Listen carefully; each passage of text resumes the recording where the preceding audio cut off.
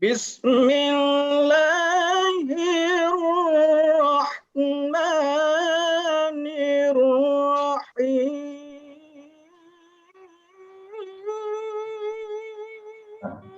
Kira-kira bisa. Buenas tardes.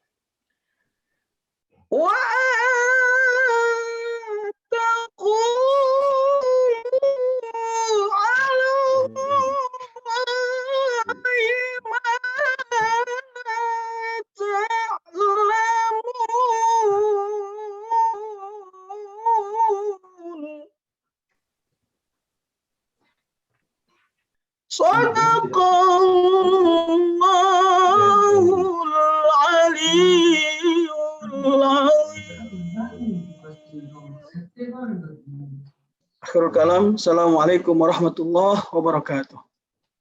Waalaikumsalam warahmatullahi wabarakatuh. Thank you very much, Bapak Ahmad Said Matondang.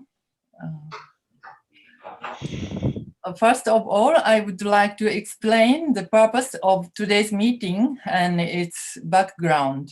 My main field of research is Indonesia, but for about 2 years, I have been supporting restaurants that want to provide halal menus. Through these activities, I interacted with several people in charge of halal services and halal certification. And I found some serious problems which have affecting halal services in Japan.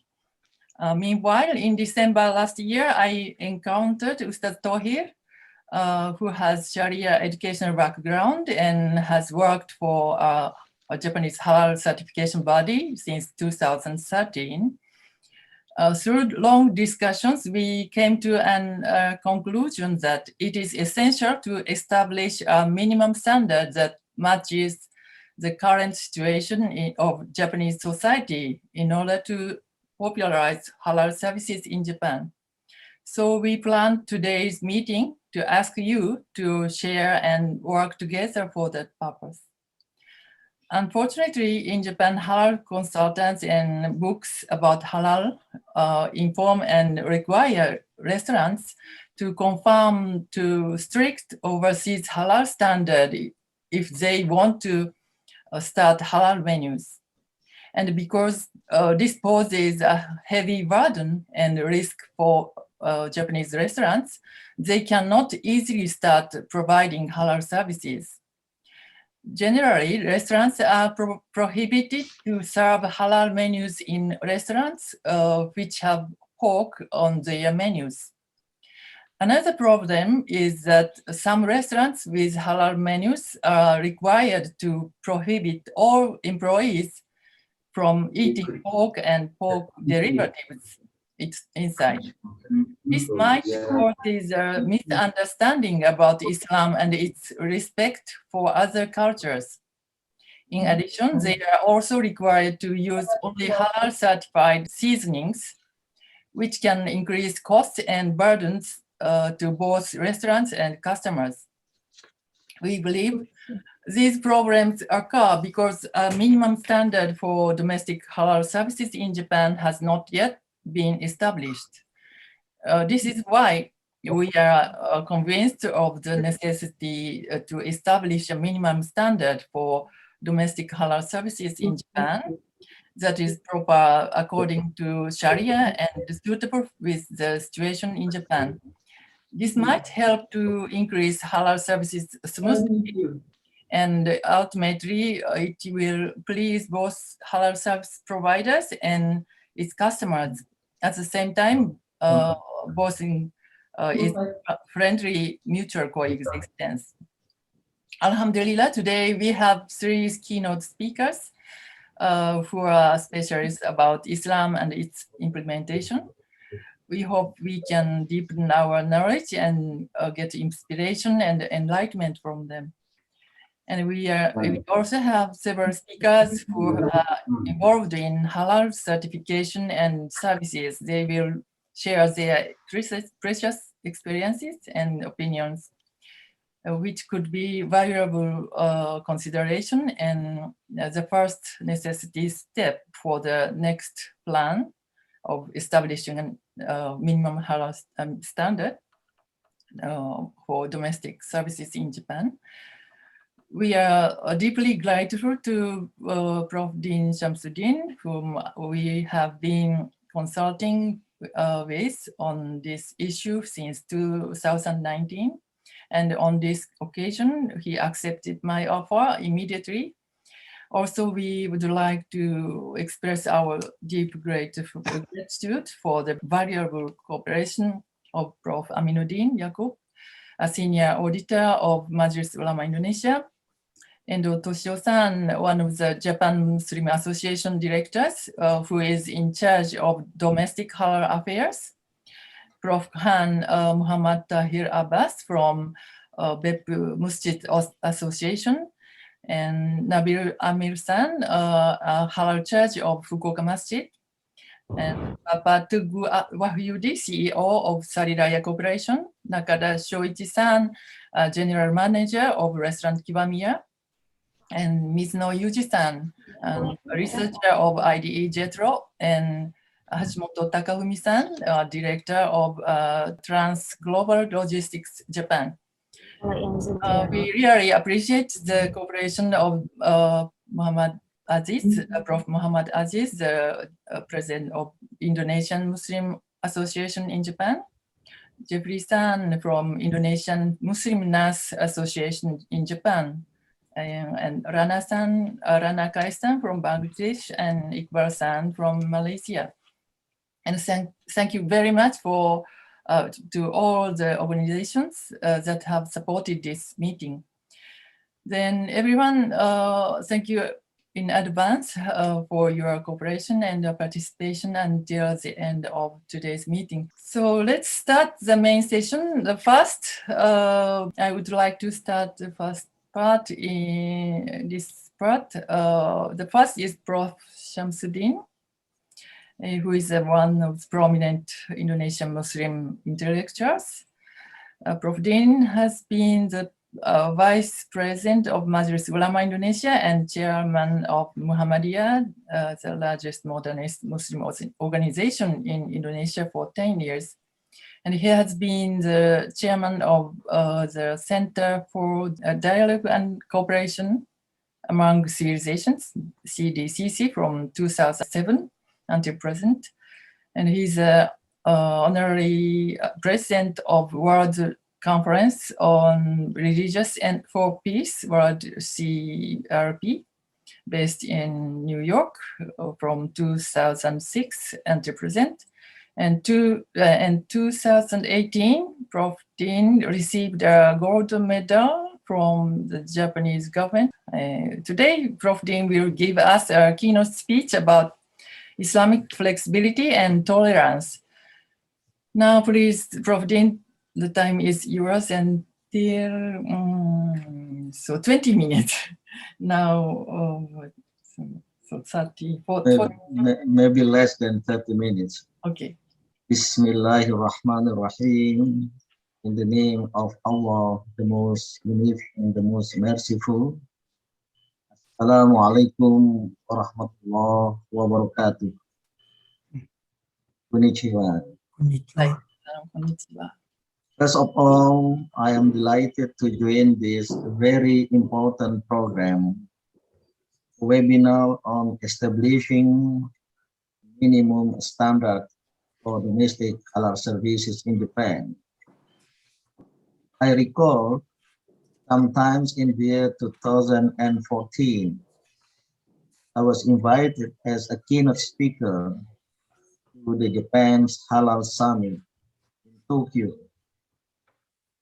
It was opened by the Japanese Minister for Trade, Land and Infrastructure.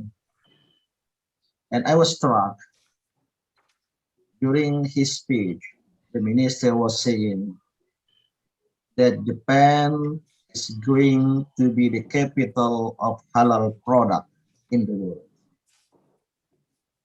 And I was asking why, because many in Japan have begun to realize that the halal food is good for human being and humanity.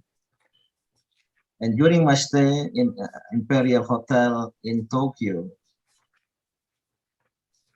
this man who owned big restaurant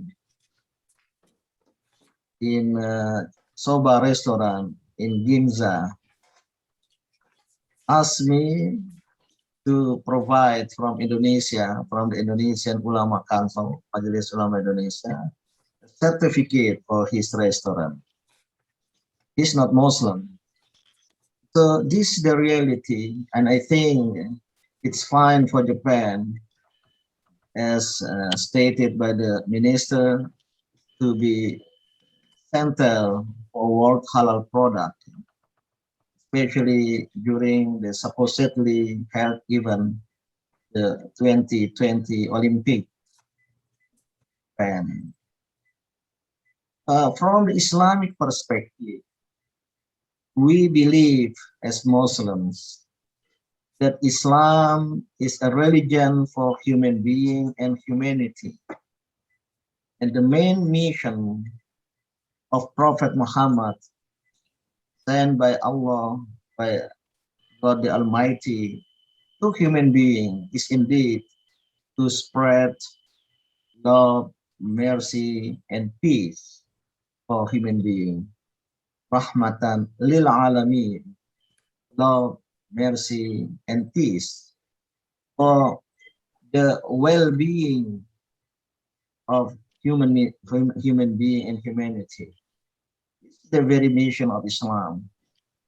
And therefore, in the Islamic perspective, I'd like to put at the beginning, there is a correspondence between God, the Creator, and all the creatures.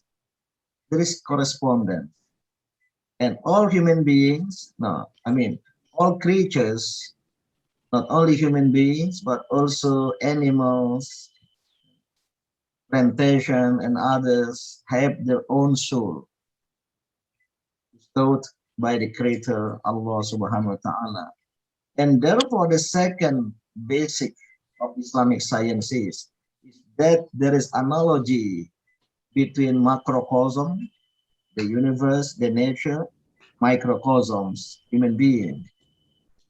And therefore, indeed, Islam as a religion which is based on system of belief, or creed, mainly believe in the oneness of God as the creator of human beings and the creator of this universe. And then the system of rites, of ritual, worship, how to worship Allah, God, and how to, interact with human beings and also with the nature. This is a system of rites, of rituals. And the third main aspect of Islam is ethical paradigm, that Islam brought about ethical and moral values which are relevant to human civilization. Based on this, my dear friend, Professor Satomi Ogata, would like to put the principle of consuming halal and toyib, not only halal, but also toyib, halal and toyiban, food consumption are indeed based on the principle that's teaching of halal and toyib food and others are for the benefit of human being, are for the well-being of humanity, not for others. So indeed, according to the Holy Quran, as I found it, and maybe some other speakers will explain, everything is halal except only few things. So many things in this world, many things in this universe is halal except, to put in that way, only 4 things. Number 1 is dead meat, al-maitah, and the second thing is blood. The third is pork, and the fourth is animals that are slaughtered not in the name of the Creator, because animals as human beings are God's creature, but some of them are provided to be consumed by human beings in the name of the Creator. So only few things, only 4 things. So all are prohibited, all are allowed as long as it's good for human beings. So based on the quality, from the perspective of health, is provided by God the Almighty in this universe. And therefore, Islam is indeed a religion with great flexibility and great tolerance. So, have been observing among my friends in Japan, they are not Muslims, but they are inclined to halal products. Even Satomi San, one professor from Waseda University, I don't need to mention his name, he came to Jakarta a couple of times and asked me to teach him to halal food. And I said, inshallah, all food in Jakarta are halal, except pork, except alcohol, because the 4 things are not good for human health, are not good for the well-being of humanity, of human beings. And therefore, there are flexibility, and I do agree with your initiative to establish the so-called minimum standard for halal services in Japan. And I realized there are many halal restaurants in Tokyo. Came one, I visit one in Ginza and also in Osaka. So I think there's one in Kyoto and many other things. And I think the Wagyu, the most expensive beef in Indonesia, in Jakarta, Wagyu for shabu-shabu, also for steak, are indeed qualified to this toyib, because it's great quality, less cholesterol, and that if it's slaughtered in the name of God, name of Allah the Creator, then become halal. In the Japanese embassy has contacted me through Mr. Ambassador, I think two years ago, possible for Japan to export Wagyu, not from Australia, but Wagyu directly from Japan, especially the Kobe beef. It's the most delicious and expensive beef in the world. I have once experienced beef, that Kobe beef in Kobe. So I would like to end my opening remarks and on return to give a keynote speech. There is a PowerPoints prepared by my secretary under my direction, my instruction. You can refer to that. Yeah? But I would like to say that this effort, flexibility and tolerance in Islam, terus pro again, this is maybe can be used as a reference. And I think there are many friends from Indonesia, from universities, from the Minister of Religious Affairs, from Muhammadiyah, maybe can help to explain furthermore. But good luck with your endeavor, and I do hope that Japan, once upon a time in the future, will be the center for world halal product. Arigato gozaimasu. Assalamualaikum warahmatullahi wabarakatuh. Thank you very much for your presentation. Maybe I can share your PowerPoint to others. And next, I would like to ask Prof. Aminuddin Yakub. Prof. Aminuddin is a senior auditor at Majelis Ulama Indonesia. Thank you, Satomi Ogata. Konnichiwa, minasan. Konnichiwa. Ladies and gentlemen of the seminar that I respect, as we know that halal certification has become a global issue, and halal certification is not only carried out in Islamic countries, but it also countries where the Muslim are minority. And in a Muslim majority country, halal certification is a mandatory.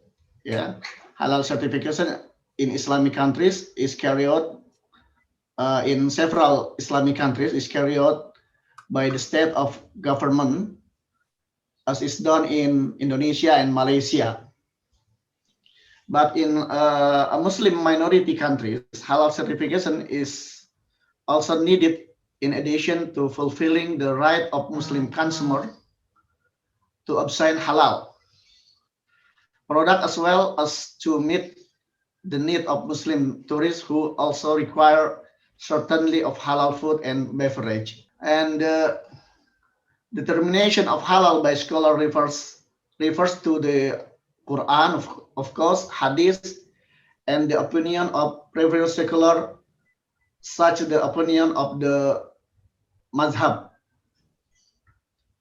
In general, the seculars determine the halalness of matter for which there is no legal firmness in the Al-Quran or Hadith by referring to the opinion of the secular or Imam Madhab of the school of thought, and the scholar the ulama follow the opinion of Imam Madhab in accordance to with the school of thought adopted by Muslim in the country.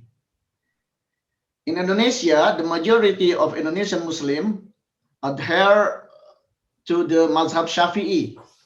So the opinion of the Imam Syafi'i and Syafi'iyah scholar or ulama Syafi'iyah are highly considered by MUI to determining halal. However, MUI also look the other opinion from the another madhab. In Indonesian, MUI has set a halal standard which has been explored and studies based on the opinion of scholar or ulama from the various school of thought. MUI has a standard and a method in determining halal product. For example, standard fatwa method in MUI is al-akhdhu bil ahwat wal khuruj min al khilaf.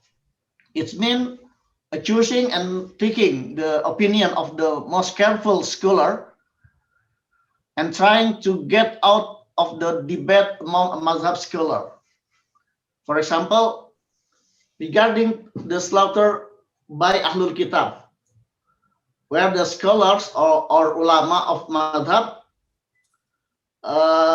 differ on whether or not the slaughter of the Ahlul Kitab is halal.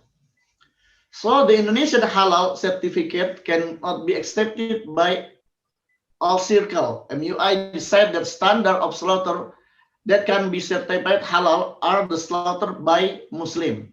This is the meaning of the al-akhdhu bil ahwat wal khuruj min al khilaf. Choosing the taking of the opinion of the most careful scholar and the trying to get out of the debate among mazhab scholar. These aspects of prudence in deciding a halal product is the basis for halal certification standard. Therefore, in various aspects, the MUI halal standard is very strict, so that it may be very difficult to apply in the country with the Muslim minority.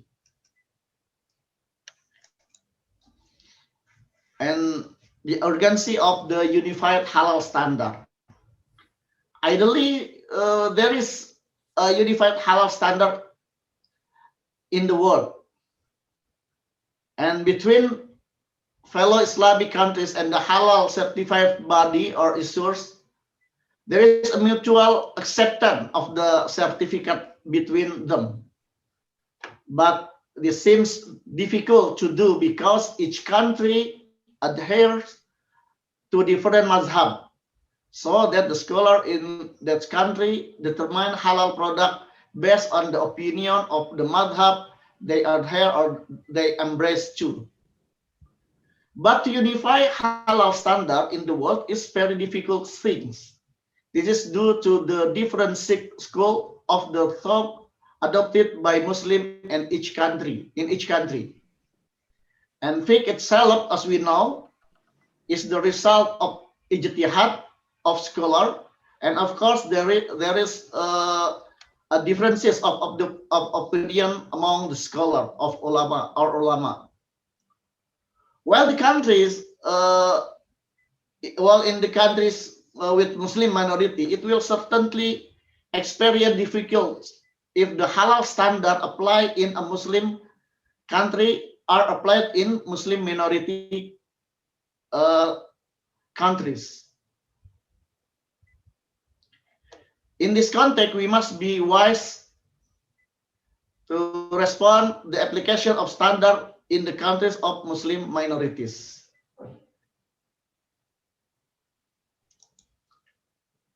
So we go to the focus of our seminar is establishing a minimum standard for domestic halal service in Muslim minority countries.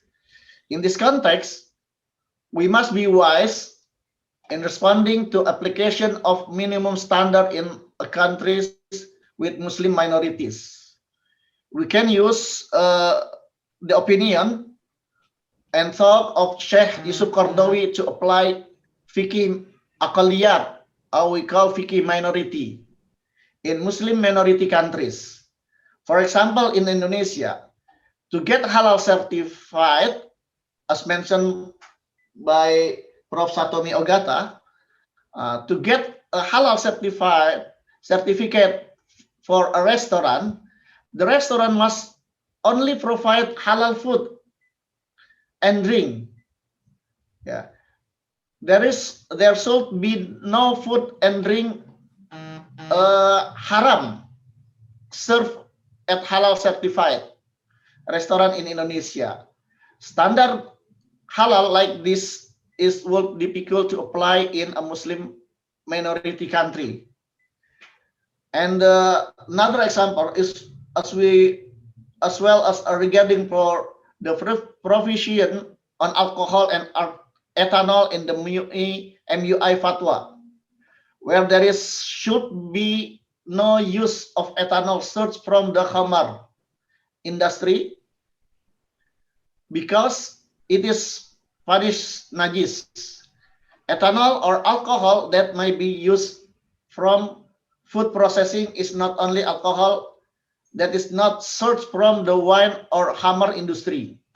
Likewise, drink containing 0.5% ethanol are said to be Khamar. The standard is too difficult to apply in the Muslim minority countries. In minority countries, the standard may be difficult to apply. In determining halal is in a country with a Muslim minority. Lighter halal standard is used, but still refers to the legal provision that we have been we call the KMII. And last one, what I want to say, yeah. So in this context, we can establish a minimum standard for domestic halal services in Muslim minority like in Japan, because it's too difficult to apply halal standard from Muslim majority countries like in Indonesia, in Japan, it's too difficult. This is what can I say in this webinar. So thank you very much. Assalamualaikum warahmatullahi wabarakatuh. Waalaikumsalam warahmatullahi wabarakatuh. Thank you very much for explaining about fikih akolia.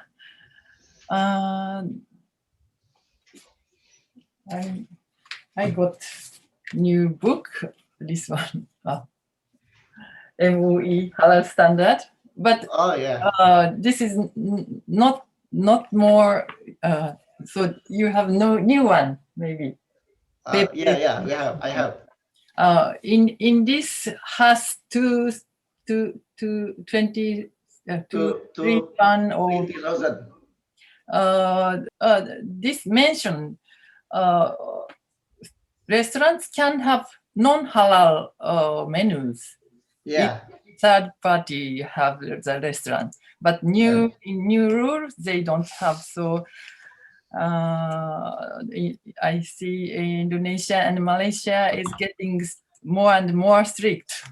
Yeah. Thank you very much, and we have to discuss later. So thank you very much for your presentation, Prof. Aminuddin. And so next, I would like to move to the third keynote speech from Ustadz Tohir Mabruri. Ustadz Tohir is originally from Indonesia. After graduating from Al-Azhar University, he worked as regulator for Japanese certification body, Japan Halal Association, and now is working as an imam of Masjid Chiba, in addition to running his own company, Japan Halal Service. And he is also the representative of Muhammadiyah Japan. Yes, I made you co-host. Please, time is yours until 17. Thank you very much. Bismillahirrahmanirrahim. Assalamualaikum warahmatullahi wabarakatuh. Alhamdulillah wassalatu wassalamu ala rasulillah wa nabiyya ba'da. Nun wal qalam yawma yasturun. First of all, I would like to deliver my gratitude and appreciate to Prof.Dr. Syamsuddin and Professor Aminuddin as to the key note speaker. From both, we can grasp a very strong motivation and clear opinion that in Japan, we can, I mean, in Japan, there's a possibility to establish dedicated or special minimum halal standard for local demand. Here I would like to share my presentation, and I hope that it's enough for today's presentation. Professor Satomi-san gave me this topic, and I think this is a little bit heavy, as the word urgency exists. So wherever the word urgency, it must be contained, must contain a strong or powerful message or something. But alhamdulillah, I'll try to do my best to share my opinion as well as experience, as long as I'm dealing with this issue in Japan. And firstly, I think I don't need to, I will skip this kind of matter about halal and certification. I do believe that all of you has already aware about this issue, these things. And let me go to the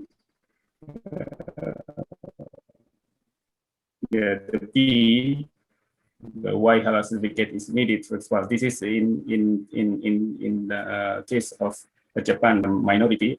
The situation extremely different from the situation where the Muslim majority lives, as well as like in Indonesia and Malaysia and the other Muslim majority, because in this country, on this city or nation, the halal services and halal product, as well as food and drink, etc., is much provided, and we have no any difficulty to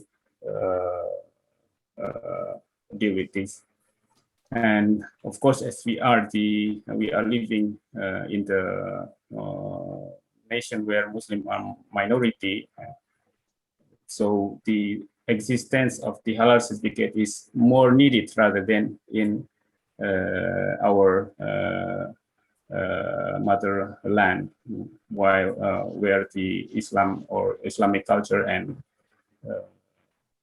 affairs are well provided.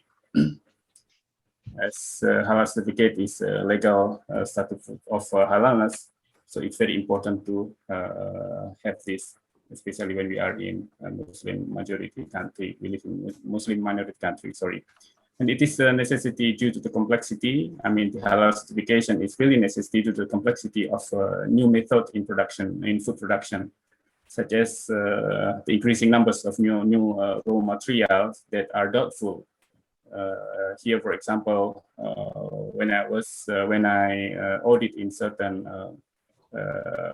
company who provide nori or Japanese seaweed, when I compare the method of making seaweed with the traditional one with modern one, it's really completely different. And the making nori and I found that in making nori with modern methods I mean, we found that there are some critical point that occur. For example, in the end of I mean, before packaging the nori, they spray the nori, the dry nori with the sake. So this kind of new method is against, of course, against the halal production requirement. So the halal certification is, or halal check is very important in this country. And it's also very important for important information for Muslim all over the world, especially for Muslim who lives in non-Muslim, like I mentioned before, to be able to choose the halal ones to consume because it is their religious obligation or way of life. and then it can be a necessary step for the industry who is willing to expand in the halal business. Halal standard or requirement, it is a rule or principle of halal taken from Islamic law or Sharia that is compiled by the authority as well as government and non-government as a basis of for the judgment of halal status of certain product or service. And apart from the religious principle, which rule were firmly set because of the different situations and interpretation among the scholars, and on the legal evidence or dalil, in the secondary matters, the rule of some things in Islam can vary. And in secondary matters such as dress code, dietary rules, etc. in Islam, Islamic law firmly accommodates the local wisdom. And then the flexibility of the rule on the secondary matters is the secret value that can make Islam is available at any time and anywhere. I mean, that is a very important point, the flexibility, like Prof. Syamsuddin has also highlighted, the flexibility. So, and then this is also one of the reasons why the halal standard in the world is vary, of course, in secondary or optional criteria, not in basic or fundamental criteria. And halal standards in the world, there are some standards as far as I observe. For example, in Asia, in Indonesia, formerly we have HAS 23,000. And now we have halal product requirements or PP number 36 2021. This is the new one, the new standard, halal standard in Indonesia. I mean,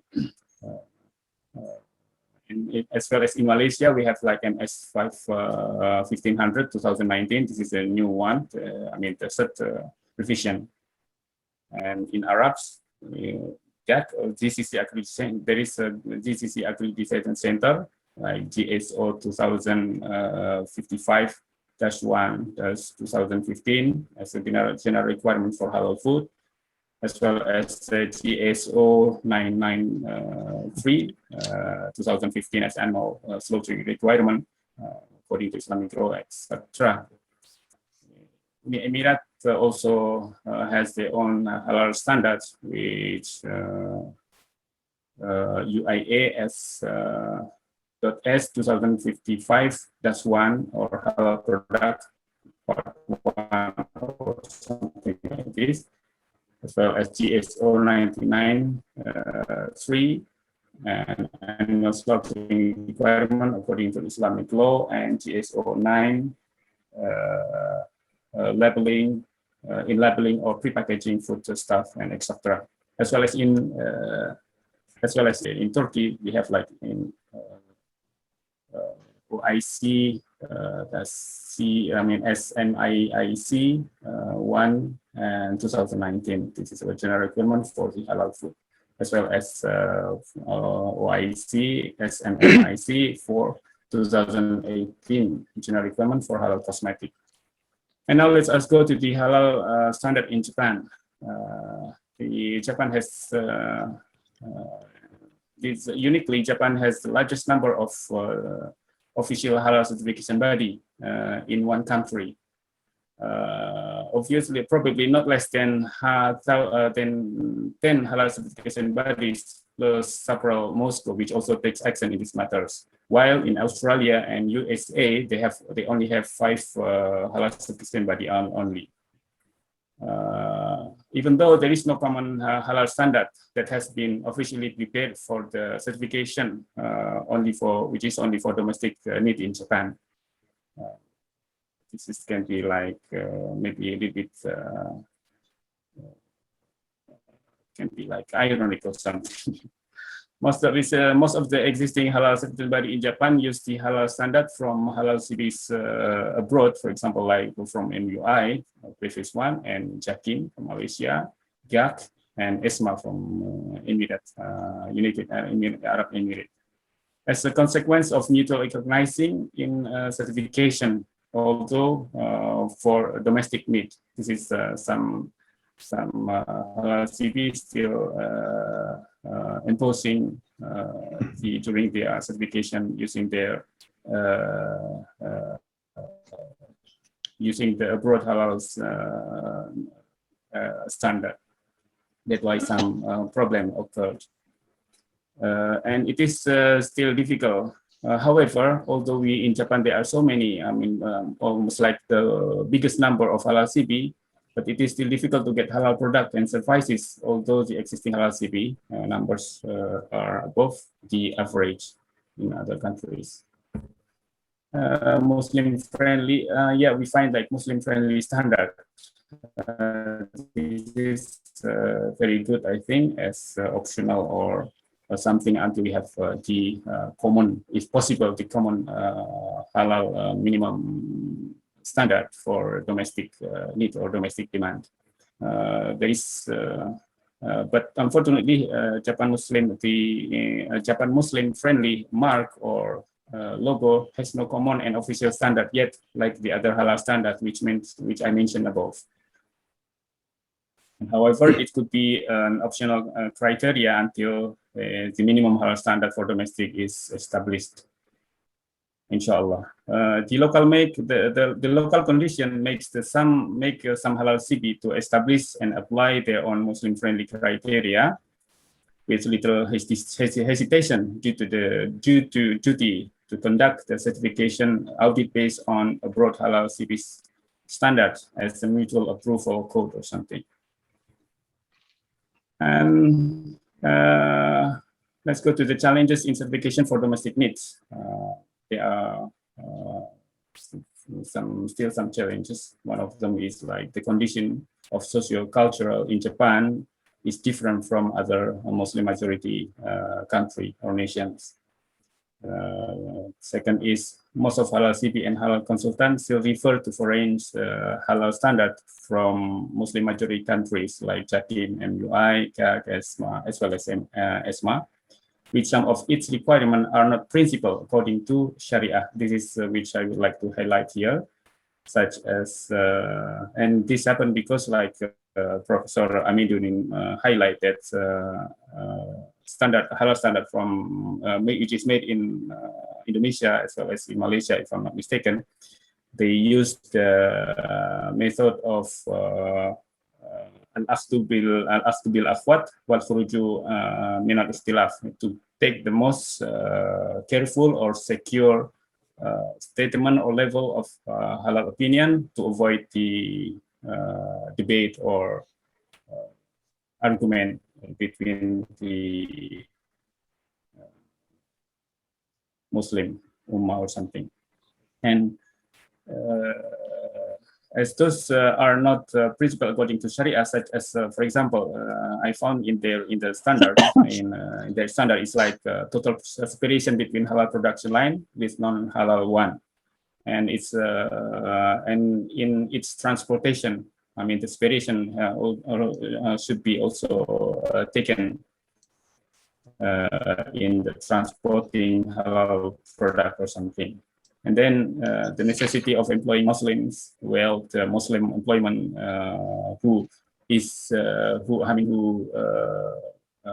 suitable for the duty given by the company, the premise is very, I mean, still very difficult to find this, to fulfill this need due to the lack of the manpower. And also product naming, which is actually it's like a secondary issue related with the halalness of the status of halalness of the product itself, and etc. and so on, which are not easy. Those things it's actually not easy to implement it in Japan, like Ustadz Dr. Aminuddin have just mentioned before. And it is difficult for premises, especially Japanese owners, to get halal certificate because the criteria referred to the foreign halal standards, almost same point, I think.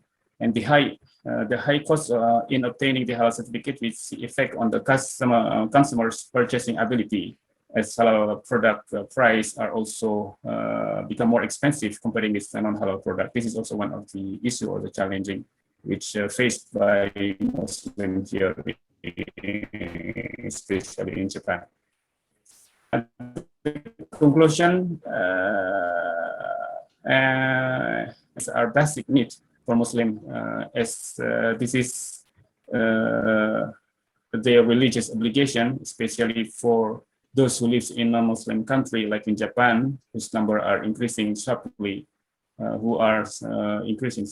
And according to Tanada Hirofumi from Waseda University, he said that the number of Muslims in Japan has more than doubled in the last of 10 years, where in 2010 statistics show the number of Muslim population in Japan is 110,000 Muslims, but by the end of 2019 the number has increased to 230,000, including as many as from them 50,000 Japanese who converted to Islam.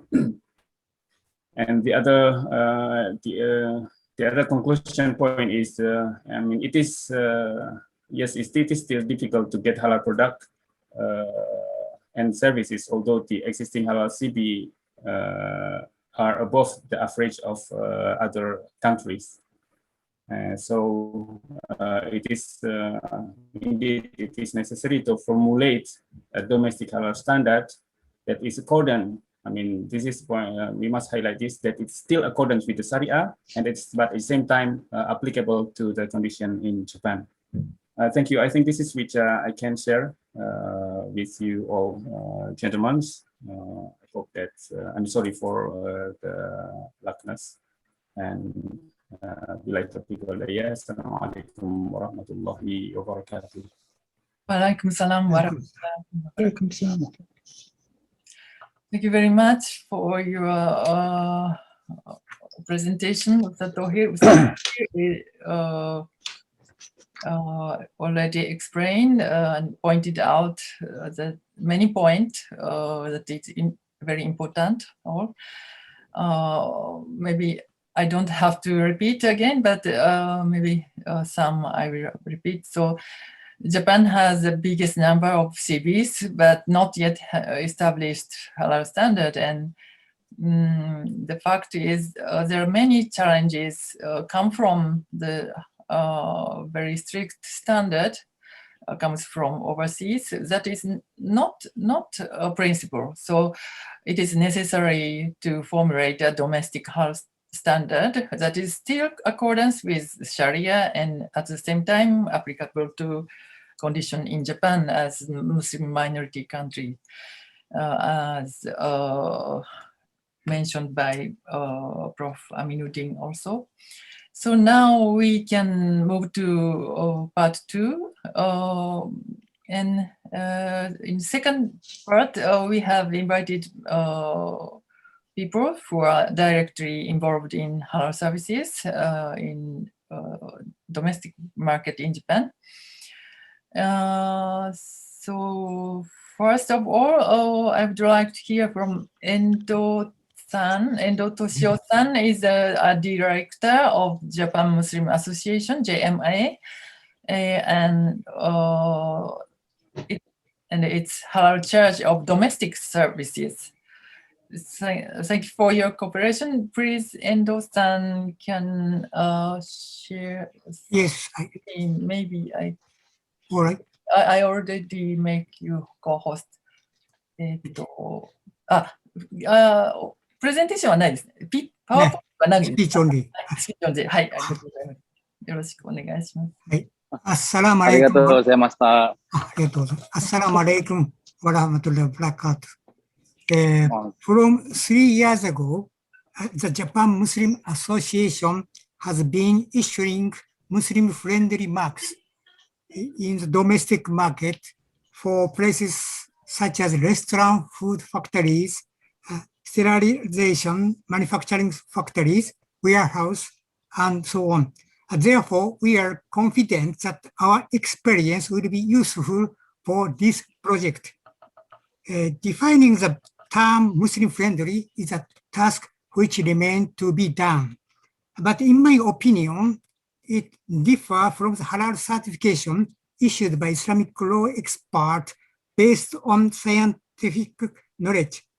It is important to understand that Muslim-friendly is not something that fails to meet Halal standards or loses Halal standards, but rather a term that expresses that ordinary Muslim can be in an environment where they can embody life according to Islamic teachings. In Japan, which is non-Muslim society, I think there are two roles of Muslim-friendly. One is for Muslim and the other is for non-Muslims. The first is to give accurate information about food to Muslims who come to Japan. In this field, the public and private sectors in Japan are cooperating. For example, the Tokyo Tourism Foundation has been published a booklet called Tokyo Muslim for 5 years to provide convenience to Muslim businessmen and tourists who come to Japan. A similar pamphlet have been made in other major tourist cities, but there is no unified guidance about halal. In the case of Tokyo, the label halal restaurant is avoided, and information such as ingredients with halal certificate and cooked by Muslim chef is provided, so that Muslim can select easily. I think this method of display is an effective way to avoid misunderstanding. The second is to provide non-Muslim Japanese-owned restaurant, hotel, and travel agencies with guidance on how to serve Muslims. Japan, which aims to become a tourism-oriented country, has tried to provide service for Muslim tourists with the heart of omotenashi, hospitality, but reality is that restaurants and the like are confused as to what extent strict adherence to rules is required for halal services, because there is no unified guidance. The solution is to set a standard that everyone can understand and make it easier for many restaurants to enter the halal diet service. It is also important to make it understood that halal food is safe and healthy for Muslim and non-Muslim alike. Recently, Japanese universities hosting international Muslim students appear to be using halal food stuffs and ingredients in school cafeteria menus for Muslim students using the label halal food. However, most of the cooking utensils in the kitchen are shared, so there is a concern that contamination will occur. For this reason, at one particular university in Tokyo, the label Muslim dish is used instead of halal to avoid misunderstanding. As there is currently no common standard among universities, there is concern that they would not be trusted. So if we can establish a Muslim-friendly standard to show their customers, I think it will be easier for university to provide menus. We hope Muslim-friendly standard will spread throughout Japan in the near future. Thank you. Thank you very much for your presentation.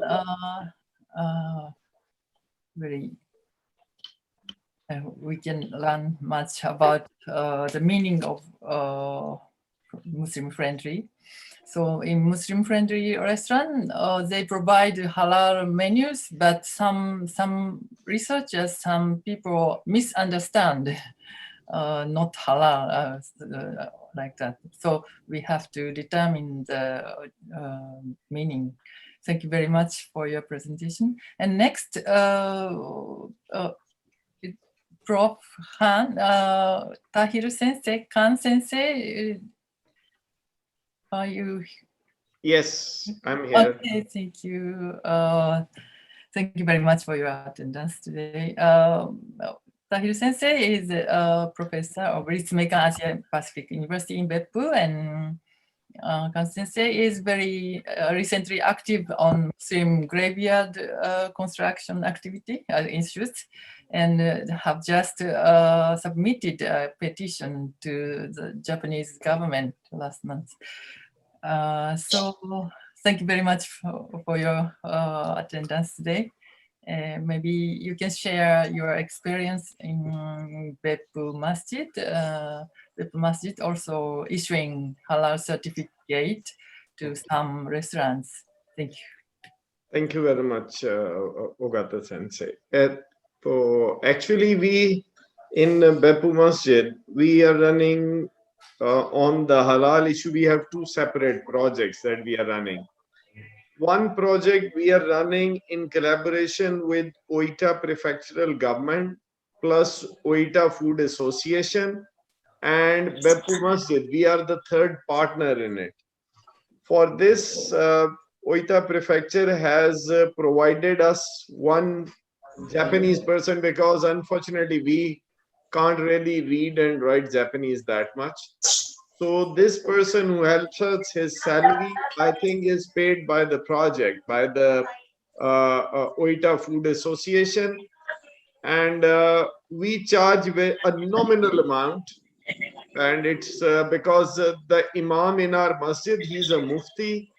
So Imam, me, and one more person, the three of us, we visit and we check and we issue halal certification. Actually, the thing is, when we are issuing halal certification, we try to do a lot of checking on everything, just following those Muslim country standards. The second project that we do, it's just making this Muslim-friendly map. And for that Muslim-friendly map, the restaurants and other places which are included in the map, we do their regular checkups. Every year, we go and we check over there. One interesting thing which I would like to share is we have actually included in this halal, this Muslim-friendly map, a shop which is selling ramen. So they have both halal ramen, they are also selling non-halal ramen. We were actually quite confused for some time that whether we should be giving them the certification or not, because I mean they were doing both in the same place. We told them that they should be doing it separately and they did it separately. But still we were not 100% convinced. Although we included them in the first map, next year when we visited, we again were not fully satisfied. But the third year when we went, they were doing everything very well. They tried to do it everything separately. The thing is, what I realize is, once they start getting business, they also become very serious about that. Initially, they themselves were not sure whether they were going to get good business from this or not. Although this Muslim-friendly checking, we do it for free. We don't charge anything. By the way, this project we are doing with Beppu City, Beppu Shiakusho, and us, we are doing that. And so, I mean, now this halal ramen, it's very popular in our Indonesian and Malaysian Muslims who come over here.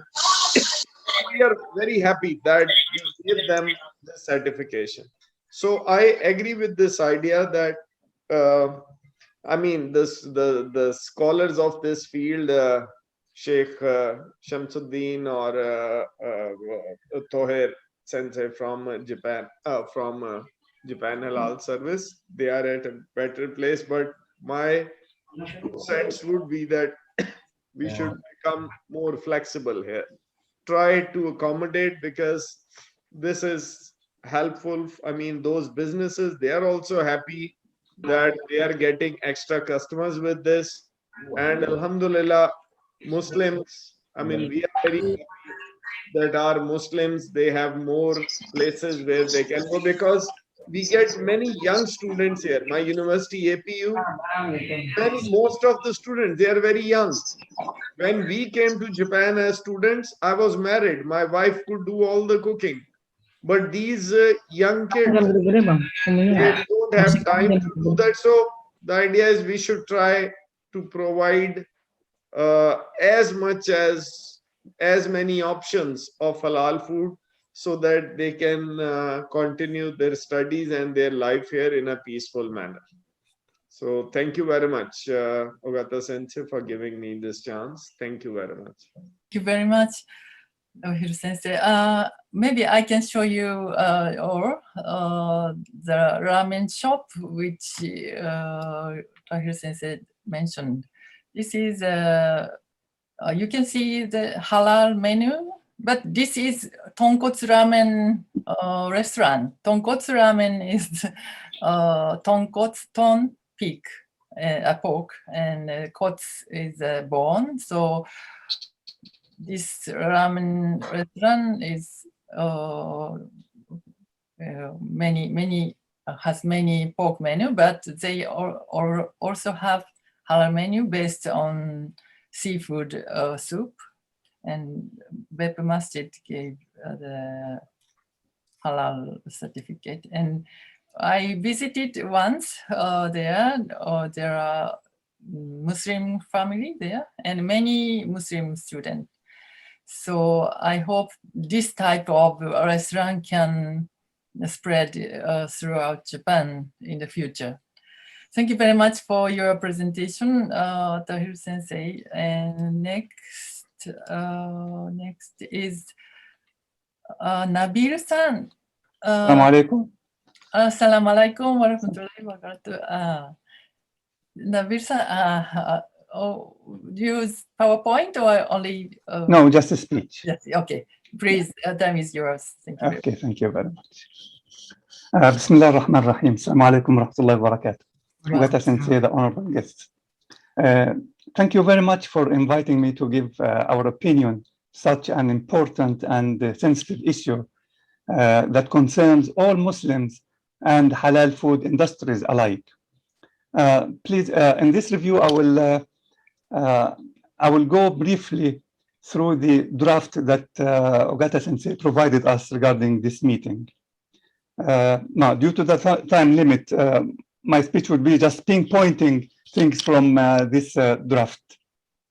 Let me start with the saying of the Prophet ﷺ, who said, "O people, Allah is pure and therefore accepts only that which is pure." And Allah subhanahu wa ta'ala himself has commanded the believers with the same thing as he commanded the messengers by saying, "O messengers, eat of the good things and do good deeds." And he said, "O you who believed, eat the lawful things that we have provided you." Now, the question actually that prevails here is, why do Muslims must eat and drink only what is halal? For a common Muslim person, he will say, because Allah subhanahu wa ta'ala has said pork is haram, alcohol is haram, and since I'm Muslim, I must not eat that. That's from the basic point of view as a Muslim. But in a hadith in Sahih Muslim, that the Prophet ﷺ made a mention of the person who travels for a long time, a long period of time, and his hair is disheveled and covered with dust. He lifts his hands toward the sky and make the supplication, oh my Allah, but his food is unlawful, his drink is unlawful, his clothes are unlawful, and his nourishment is unlawful. How can then his supplication be accepted? The Prophet said. So the Prophet ﷺ said, dua is the core of worshipping. Ad-dua mukhul ibadah. If our supplication is not accepted, what left for us as Muslims to live by? So living by halal means is the key for our dua to be accepted. Now, let me switch to the why do Japanese restaurants and food manufacturers actually want to be engaged in the halal food? For the sake of Allah, I think the answer is no. For feeling sorry and want to help Muslim consumers, I think the answer is no. So I suppose it is purely business, since it became a trend in Japan some years ago and aiming at attracting potentially good and new market for them. And for me, of course, it's a good enough reason. I have no problem with that. Now, we have 3 points as a concept of halalness when it comes to certifications. These 3 basic issues we should look at always when we start giving halal certification. The first one is the food as a raw material. As Professor Syamsuddin mentioned, must not contain pork and all its byproducts, and animal improperly slaughtered, animal slaughtered by the name of anyone but Allah, and dead animal and blood. This is number 1. The number 2 issue here is the way of cooking. Now, even if we bring halal material, halal meat, for example, and then cook it in non-halal oil, fry it in non-halal oil, so the outcome definitely become non-halal, despite the raw material is halal. The second issue is the way of cooking itself, preparing the food. When we bring the raw material, meat or whatever, and then start seasoning it with non-halal seasonings and others. So for sure, the outcome will be non-halal. The third issue here, which is the most important thing in this concerns here, is the place of preparing and cooking the food. As you know, even we use halal material, halal meat, halal seasoning and everything, but if the place the food is prepared on is contaminated, so definitely the outcome of the food is non-halal and not suitable for Muslim to consume. Now, the Prophet Muhammad ﷺ said, halal is vivid and the haram is vivid. The halal is clear, crystal clear, and the haram is clear. And Islam does not believe in exaggeration, rather than moderations all the way. On the other hand, there is a basic Islamic principle, say, la ifrata wa la tafrit, which means no exaggeration or negligence. So we have to take both sides, not go to the extreme and not to neglect the issue. We have a basic regulation for halalness here. As Ogata Sensei mentioned in the draft, in the case of seasoning and manufactured baked items, checking the ingredients is required and sufficient actually to consume it as a halal material. However, a written confirmation from the manufacturer states that the ingredients will not change is equally required and equally important. I have a good reason for this. As you all know, the Costco wholesale stores, they sell this muffin cake, which is really popular and liked by everyone, kids and grown-ups alike. I used to sell it in my restaurant inside the university for a long time. We went there and we went to the bakery and we asked for the tencho. He came out and we told him, please let us know about the ingredients of the muffin in terms of the shortening and the Newcastle. They went in and out, going flapping many papers, opening the applications in their mobiles, and then he said, "Oh no, it's animal-based." Sorry. So we passed the news to the community on the group, Islamic group, Fukuoka Islamic group. Everybody was disappointed, sad, and unhappy about this news. Few days later, one of our brothers went to the Costco and went to the same place and asked about the ingredients of the muffin. They went inside and came out and they told them, "Oh, it's a vegetable base." So just, you know, contradicting the first one. And he told them, "But few days ago, you said it's animal base." They said, the ingredients changed. You have to ask every time. Actually, since that time, I've never bought this muffin because for me, there is no credibility. I don't believe them. Big shops like this actually don't change the raw material very rapidly like this. They buy big bulk and they use it for some time. But in matter of 4 days span, they change it from animal-based to vegetable-based. That's not good enough reason for me to buy this muffin. So, as I said, a written confirmation in such a case, if they don't want to obtain halal certificate for their ingredients, that's fine. But they have to confirm to us that the ingredients will remain as is without any change. We have another case quickly. I will pass it. Our brother from Indonesia, I hope he is with us online now. He wanted to open a burger shop in partnership with a Japanese person.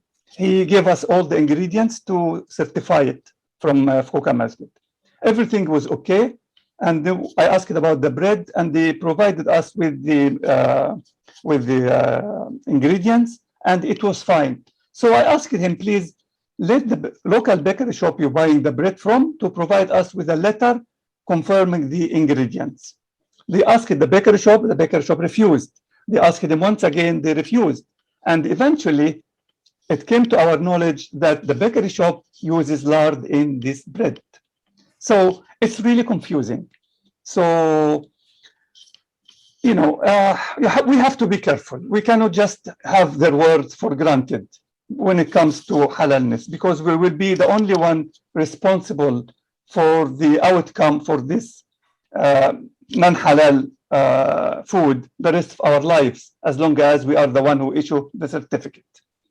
Of course, when it comes to spices, vegetables, rice, and the like, asking for halal recognition in this case is considered an overreacting, which I have been faced from some years ago. Some companies came to offer me in the restaurant package of rice with a halal mark.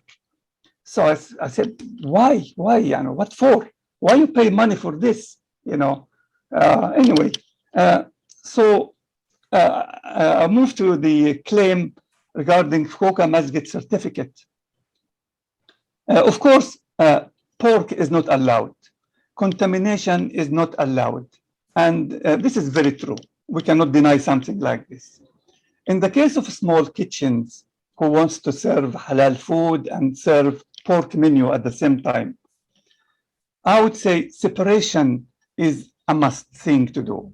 In everything, cutting board, tools, knives, cooking pots, utensils, even the place of preparation.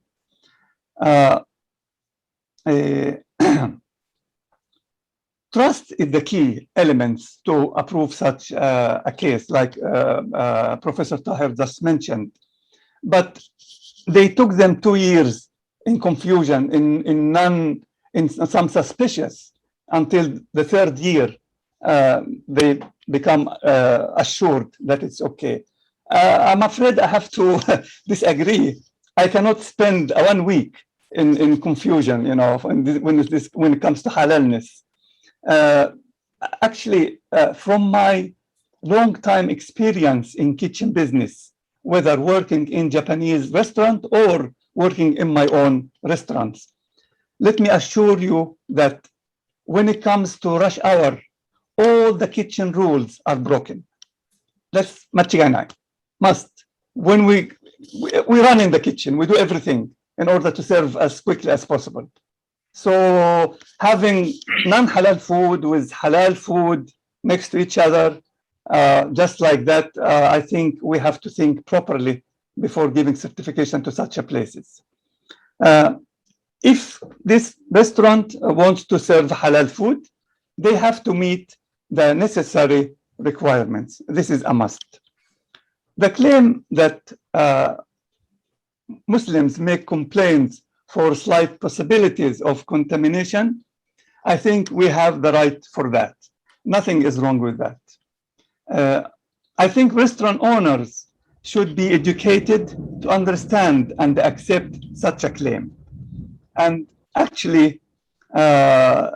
like our professor mentioned, a good idea of employing Muslim in such places, it's a good idea actually.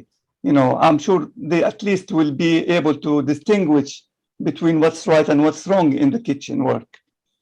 As long-term food businessman, I believe that we should serve the customer the way he wants and not the other way around. This is a basic rule in business. Halal certification is to us or to anybody, I suppose, is, sorry. A halal certification is a religion, not business.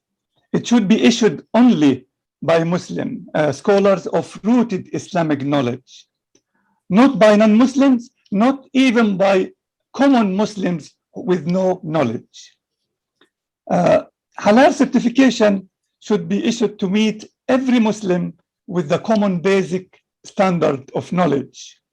As you know, some Muslims eat Ahlul Kitab meat, which is mentioned in the Quran, which is perfectly okay. But some can never do that. They only eat what is halal marked, which is perfectly okay. But when it comes to halal certification, we have to look at these people who refuse to eat non-halal meat or Ahlul Kitab meat, and some food who contains the slightest amount of alcohol, which some madhab approve something like this, but some other madhab don't approve, and some Muslim can never consume any food with the slightest amount of alcohol. Halal food is all about religion and should be dealt with by our Muslim institution. We, Fukuoka Masjid, consider halal food certifications as a facility for Muslims and should be free for the sake of Allah. We have no problems, of course, with some institutions charging money, but at the end of the day, they charge a lot of money, and this affects the cost and the price as a result at the end of the day. Yes, we all want to go out and enjoy various types of Japanese and ethnic European food rather than the only option of kebab and curry. However, we cannot surrender to non-perfect halal standard to satisfy our stomach.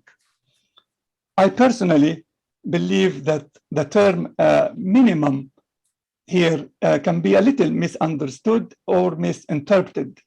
I would therefore be more satisfied with standard halal food certification requirements.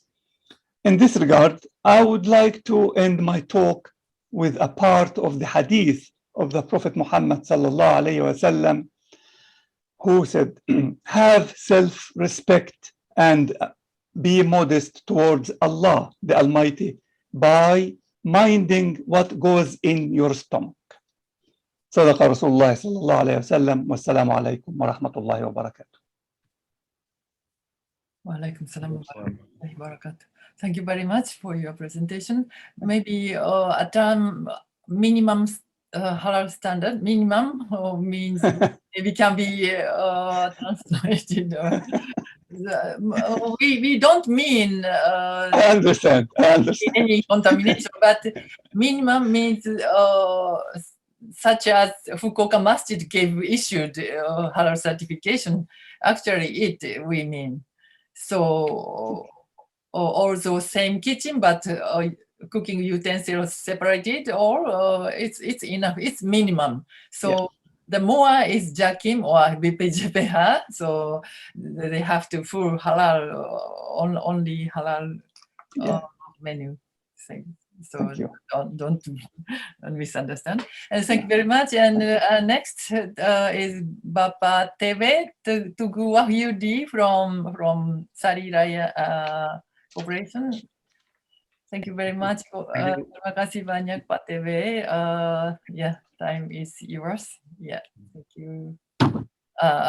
Maybe I have to introduce a little. Sari Raya is a halal wholesale company in Nagoya, and he has created many type of business like halal convenience store and halal steak house, halal kitchen, chicken, fried chicken, and so on. So please, Pak TW. Thank you, Professor Satomi Ogata. Bismillahirrahmanirrahim. Alhamdulillahirabbil alamin wassalatu wassalamu ala asrofil anbiya'i wa mursalin sayyidina wa maulana Muhammadin wa ala alihi wa sahbihi ajmain. Bismillahirrahmanirrahim. Assalamualaikum warahmatullahi wabarakatuh. Minasamani konnichiwa. Konnichiwa. Special greeting to Professor Din Syamsuddin dan Professor Satomi Ogata. Thank you very much for invite me. My name is Teguh Wahyudi, CEO of Sari Raya Corporation Group in Japan, an Indonesian company as the pioneer of the halal food business in Japan since 2004. I am also active as the chairman of Darussalam Mosque of Nishio, the Indonesian community-owned mosque in the Aichi prefecture. It is very nice to meet you all.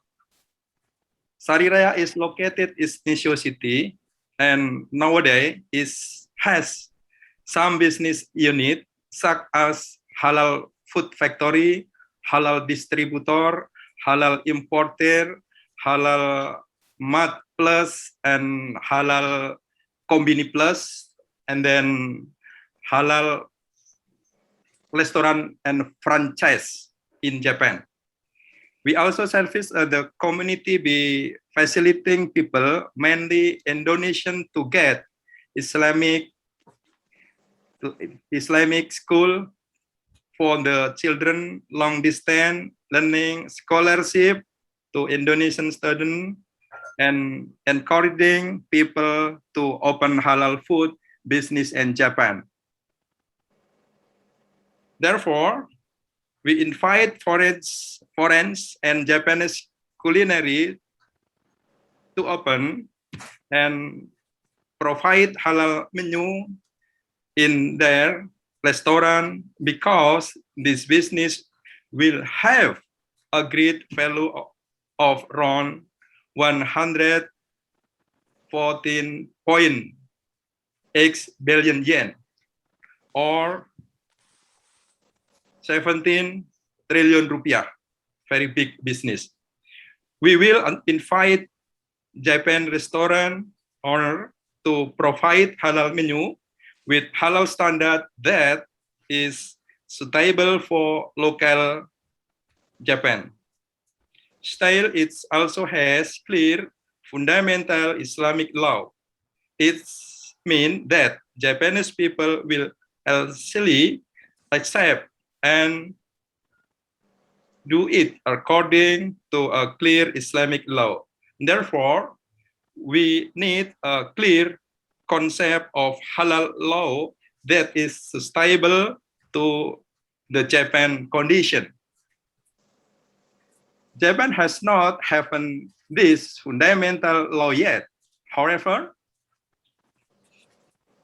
we do believe that we can provide it Sari Raya, as the pioneer of the halal food business in Japan, will be ready to support and supply the net halal food product and ingredient. We can collaborate to make income through in the near future. That all my presentation.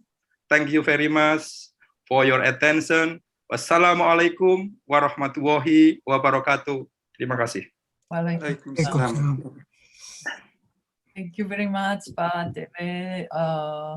In the future, I hope your halal products will can be consumed in everywhere. Thank you very much. So next is Nakada-san. Nakada-san from Kiwamiya restaurant. 中田さんいらっしゃいますか？はい。Thank you. ありがとうございます。So, Nakada-san is General Manager of Kiwamiya Restaurant. はい。はい。皆さん、こんにちは。こんにちは。日本語で失礼します。福岡を拠点に東京、大阪にレストランKiwamiyaを運営する株式会社ワッハッハの統括本部長をしております中田翔一と申します。Kiwamiyaは2001年に創業して、伊万里牛を中心とした黒毛和牛にこだわって、美味しいものをお手頃な価格で提供しています。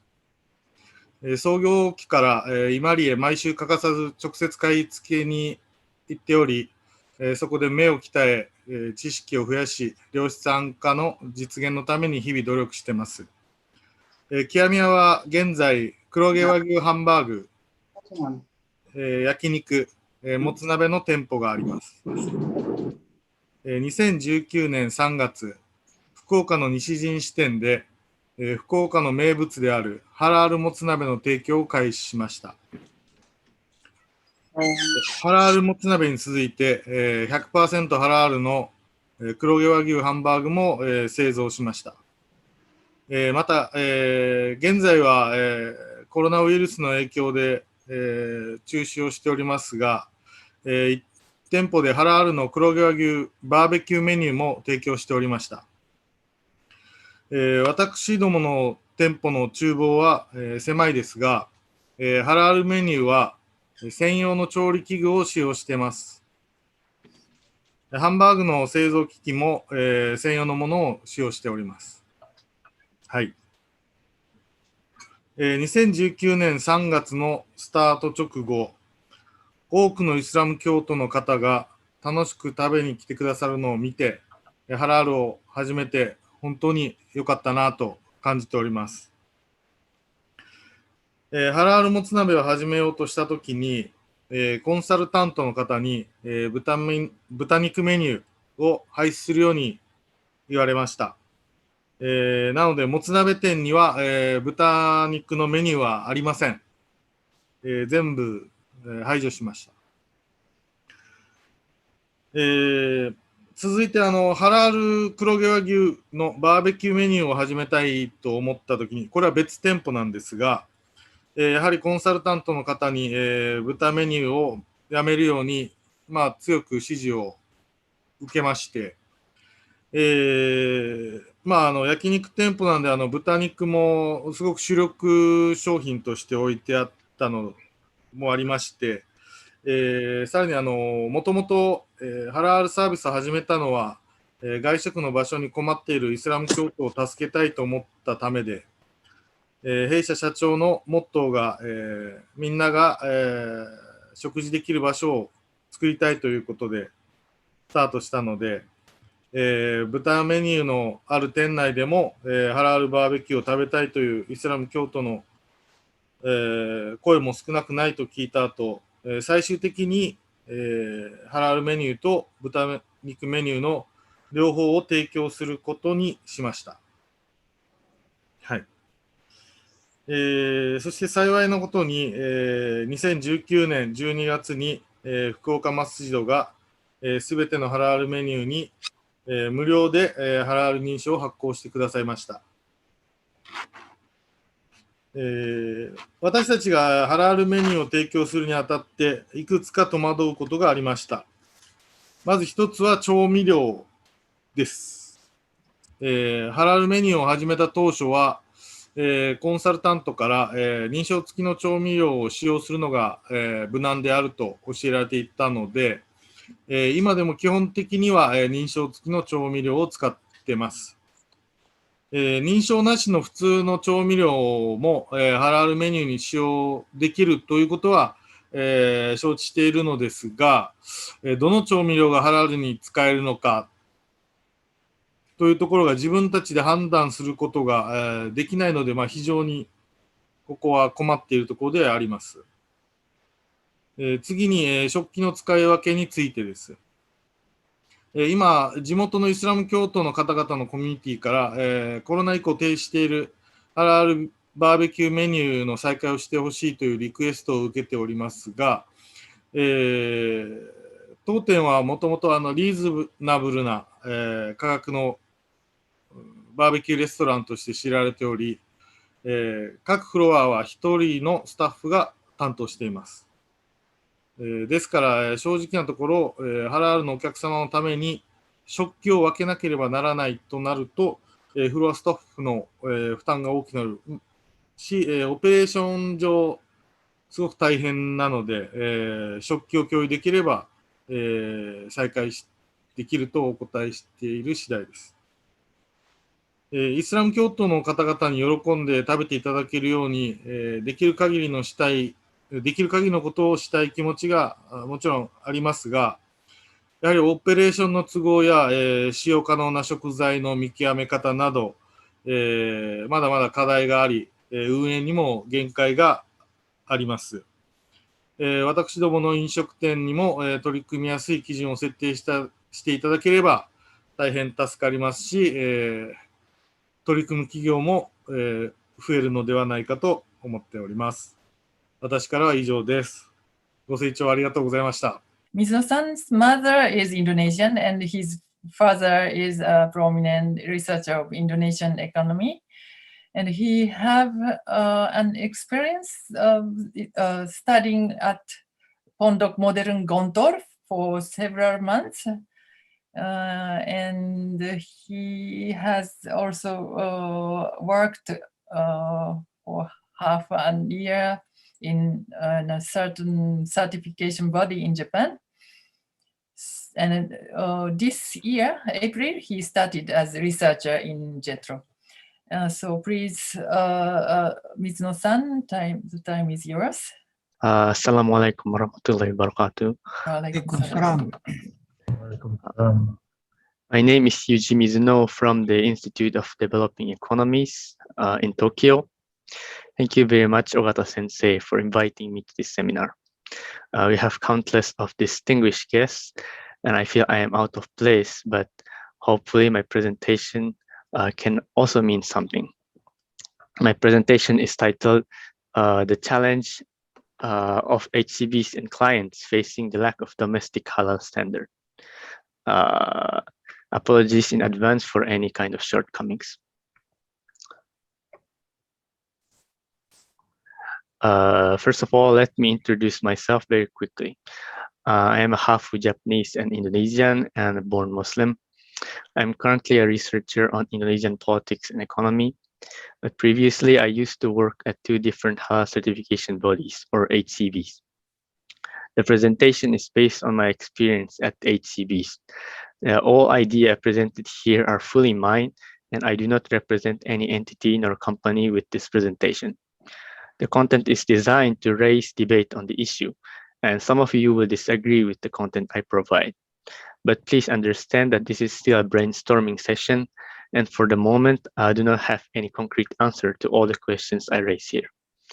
So without further ado, let's proceed with the presentation. So the most overarching question behind all of our conversation today, I believe, is the fact that the halal services are very limited in Japan today. I always wondered why since when I was a child. For example, in each city, we only find a handful of halal restaurants, except for restaurants which serve cuisine from the Muslim countries like Pakistan and Turkey. This question can be analyzed from various perspectives, but in this presentation, I would like to ask, what about the role of the HCBs? In reality, as a person who worked at HCB, I have to say I am surprised with how large the amount of inquiries we receive from the Japanese industry and companies regarding halal certification. Some of the most well-known companies are among them, and it is logical to believe that HCB will, of course, try their best to accommodate their demand, and the HCB I belong actually also try their best to accommodate this demand. Among the public in Japan, there are often arguments regarding the lack of halal service in Japan. One is that Japanese companies are not interested in halal, and another is HCBs are not providing proper services and they often charge excessive fees and so on.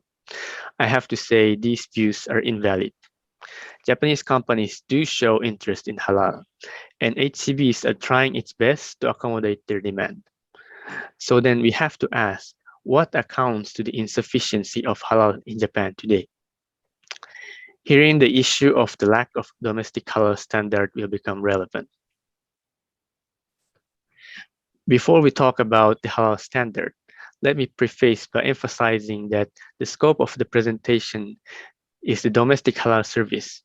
This means that the products designed for export to Indonesia or Malaysia are out of scope, as they are already following the established halal standards, mostly by BPJPH MUI of Indonesia or JAKIM of Malaysia. But in Japan, as we all know, there is no institution akin to BPJPH and MUI or JAKIM. As a consequence, there is no standard that can regulate the halal system within the country based on the needs and reality of Japanese society.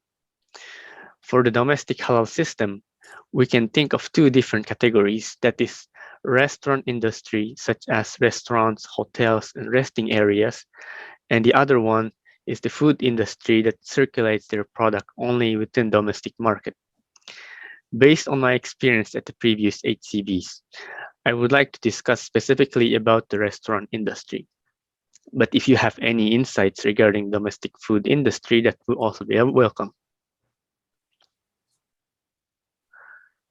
Now, for the issue of restaurant industry, I find the crux of the issue is that the majority of the demand for halal certification comes from the restaurants that aim to simultaneously provide services to Muslims and non-Muslims. That means there will be halal menu for Muslims and there will be non-halal menu for regular Japanese people or non-Muslim tourists. However, if you follow the conventional halal standards, it is extremely difficult to provide halal certification for the store that serve non-halal menu. Some HCBs, therefore, provide a certificate called Muslims Friendly Certificate under the relaxed condition to certify the friendliness toward Muslim customers. In order to receive the Muslim Friendly Certificate, the restaurant can use non-Islamically slaughtered meat as long as it is limited to non-halal menu. Depending on the HCBs, they do not require the separation of kitchen and as well as the employment of Muslims. However, even for the Muslim-friendly certificate, as far as I know, all the HCBs prohibit the use of pork within the premise. In reality, this requirement is very difficult for the Japanese restaurants to conform. The following will be case studies, which is based on actual cases, but the information I present here is fictitious. The first case is an American-style diner in Tokyo. The client wanted to establish a diner which caters to all customers, from non-Muslims, vegetarians, to Muslims. So the diner is not a restaurant specifically targeting for Muslim customers, but it is marketed to all customers. The diner wanted to provide halal menu side by side with non-halal menu. But the Muslim-friendly system, even with the relaxed conditions, still required the diner to not provide pork, even for the non-halal menu. So the diner could not conform to the standard and they had to cancel the application. The second case is a cafe in Shibuya. The client serves vegetarian menu and was thinking of introducing halal menu as well. The cafe also serves non-halal meat like chicken, as well as alcohol. My HCB's requirement for the Muslim-friendly certificate allows the use of alcohol, but does not allow the use of single kitchen for halal and single kitchen for cooking both halal and non-halal menu, which means the kitchen, the tools, and everything had to be separated. The cafe has only a small area size, and therefore they had to cancel the application. The third case is an unfortunate one. It is a halal noodle restaurant in Chiba area. The client established a noodle restaurant specifically catered to Muslim customers. All the menu were halal, and they purchased from halal ingredient makers. A large segment of the customers were Muslim tourists, students, or workers. Since COVID-19 pandemic, sadly, the number of Muslim tourists plummeted, and most of the students and workers returned back home, and the noodle restaurant was forced to cease its operations. So what these three cases can tell us about the reality of halal service industry in Japan. For the first case, because Japan is a majority non-Muslim country, the use of non-halal ingredient, especially pork, is extensive. And if we are to prohibit the use of pork within the premise, it essentially closes the door for a vast majority of restaurants that aim to simultaneously serve Muslims and non-Muslim customers. For the second case, the strict policy of kitchen separation is no-brainer for small restaurants. For the third case, the COVID-19 pandemic worsened the situation, as the industry has realized the risk of being dependent on Muslim customers only. The trend in the industry today is toward inclusivity for both Muslims and non-Muslim customers. This is a very difficult issue, I believe, and I do not have an immediate answer, but we can ask how to open the gate for potentially huge demand for restaurants which would like to serve both halal and non-halal menu. Long story short, is it possible to allow the use of pork for non-halal menu and allow the use of single kitchen, bearing in mind under the strict guidelines to prevent contamination? I believe if the domestic halal standard is conceived in any way, this will be a major focal point of discussion. As for the foreign HCBs, I would like to ask, would the compliance to the domestic halal standard affect the mutual recognition in any way? The mutual recognition with BBJPH, MEV, or JAKIM are the critical component for the HCBs to survive today. So it is essential for the foreign HCBs to be able to acknowledge both international standard for export products and domestic standards for domestic restaurant industries. Thank you very much for listening. Thank you very much.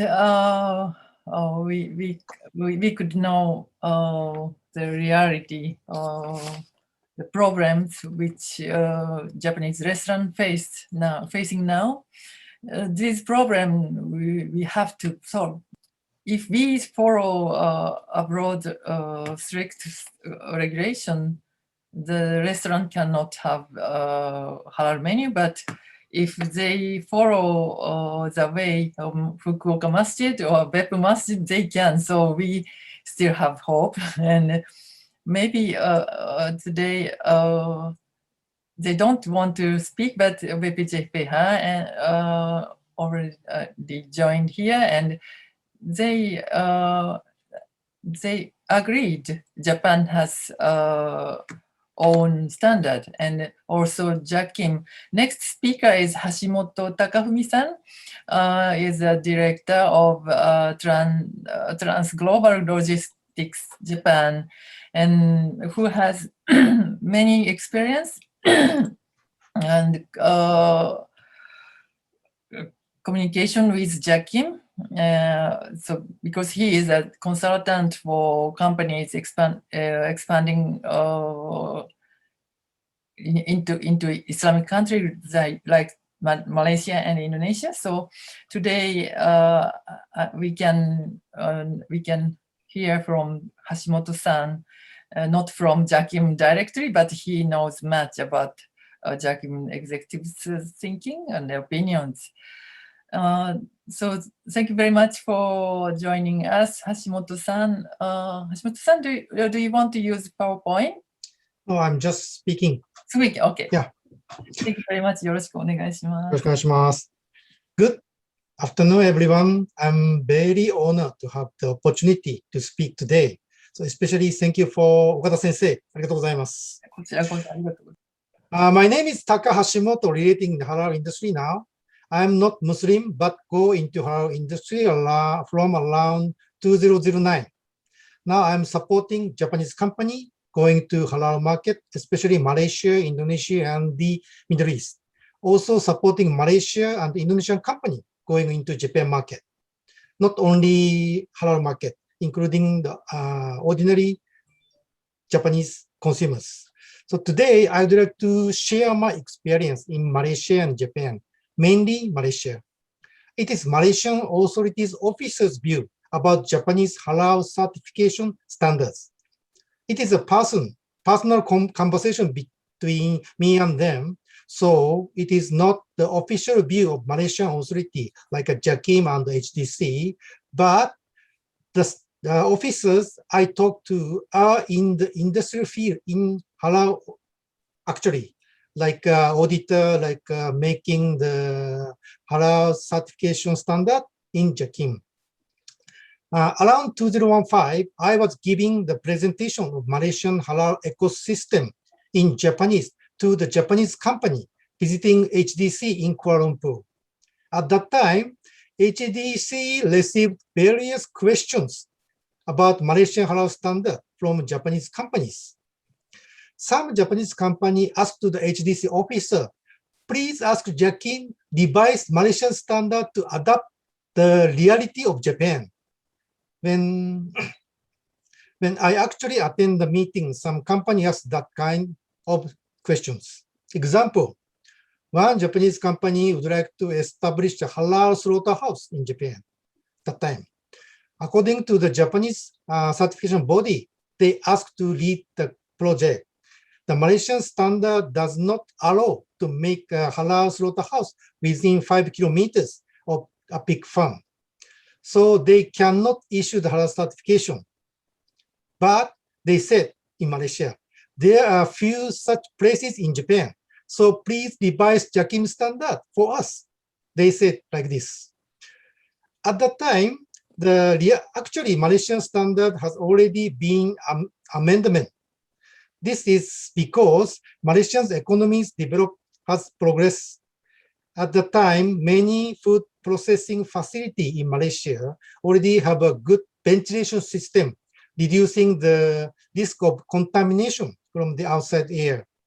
The HDC officer told me that even in Japan, food processing facility would have a completely ventilation system already, he thinks.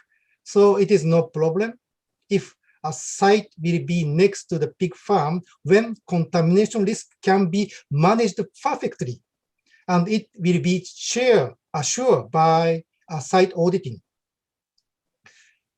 At that time, he asked me why Japanese certification body doesn't set their own standard. Japan has so many pig-related facilities, unlike Malaysia.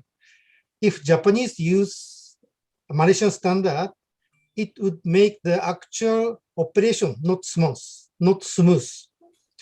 The reason why such a question arises is that many Japanese certification body issued certification in accordance with halal standard of Malaysia and Indonesia at that time. In fact, when asked to the Japanese certification body about their certification standard, some of the just told me, please read Malaysian standard or has by me in English. They already published in English, but how I can understand it perfectly without their guidance, perfectly understand for implementing their standard in Japan. So about this background, I think Japanese company were required to make change or amendment when applying halal certification. And the CB said it cannot allow because of Malaysian standard. Also, Japanese certification body appeal to the Japanese company. It comply with the certification standard of Malaysia and Indonesia as a proof of their correctness. So Japanese industry like me is very, very confusing when following Japanese certification bodies, especially non-Muslim entrepreneur. I think HDC or JAKIM officer felt very strange to have that kind of the question from Japanese company, because they clearly consider Malaysian standard is for national standard in Malaysia, not for Japan. One HDC officer said to me that there is only one basic halal principle in the world that got decision. However, the practice of halal in daily life depend on the local society, climate, food, economy, economic development, and so on. So Malaysian standard is made following the current situation in Malaysia. Japan is completely different from Malaysia. So Japanese certification body should have its own halal certification standard that match the current situation in Japan. So my experience is not the official view of the JAKIM or HDC, but I think it clearly shows what Malaysian standard is. That is the standard for the domestic market, not for international market. It will not be good for Japanese halal industry to use the Malaysian standard. They believe the Japanese should create its own halal certification standard, I think. So until now, there are many Malaysian friends from, until now, I have many Muslim friends from Malaysia, Indonesia, Dubai, and Pakistan around me. That there are difference in the practice of their daily life. So I asked several times about the religion characteristic of halal standard.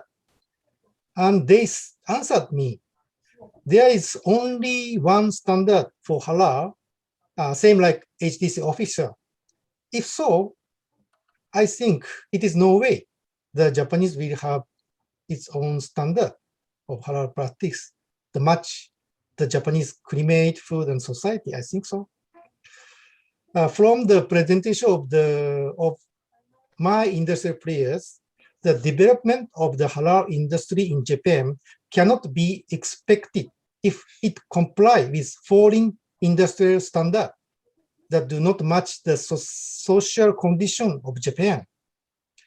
Once that will be established, I think it will be easier for newcomers to enter the halal industry, especially non-Muslim entrepreneurs.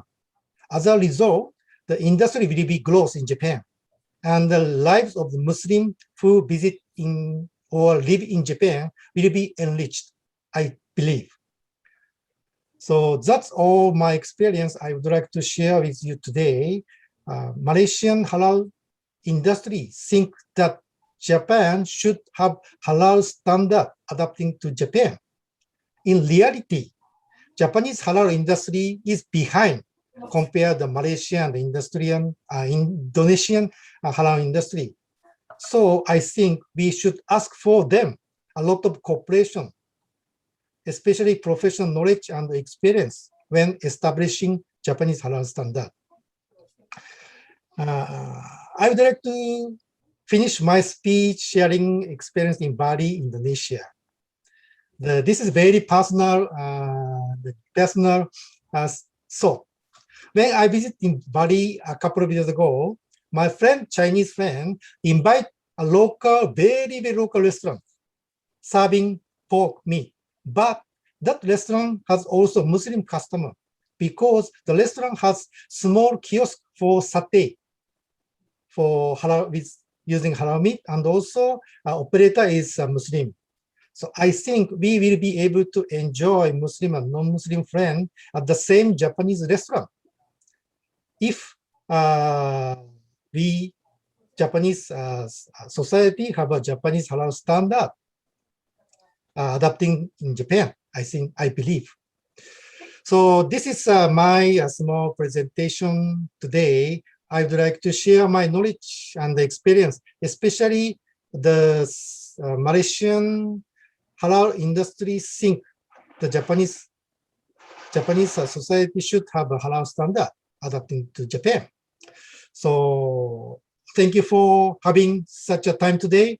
Thank you for your attention and テレマカシー and ありがとうございます。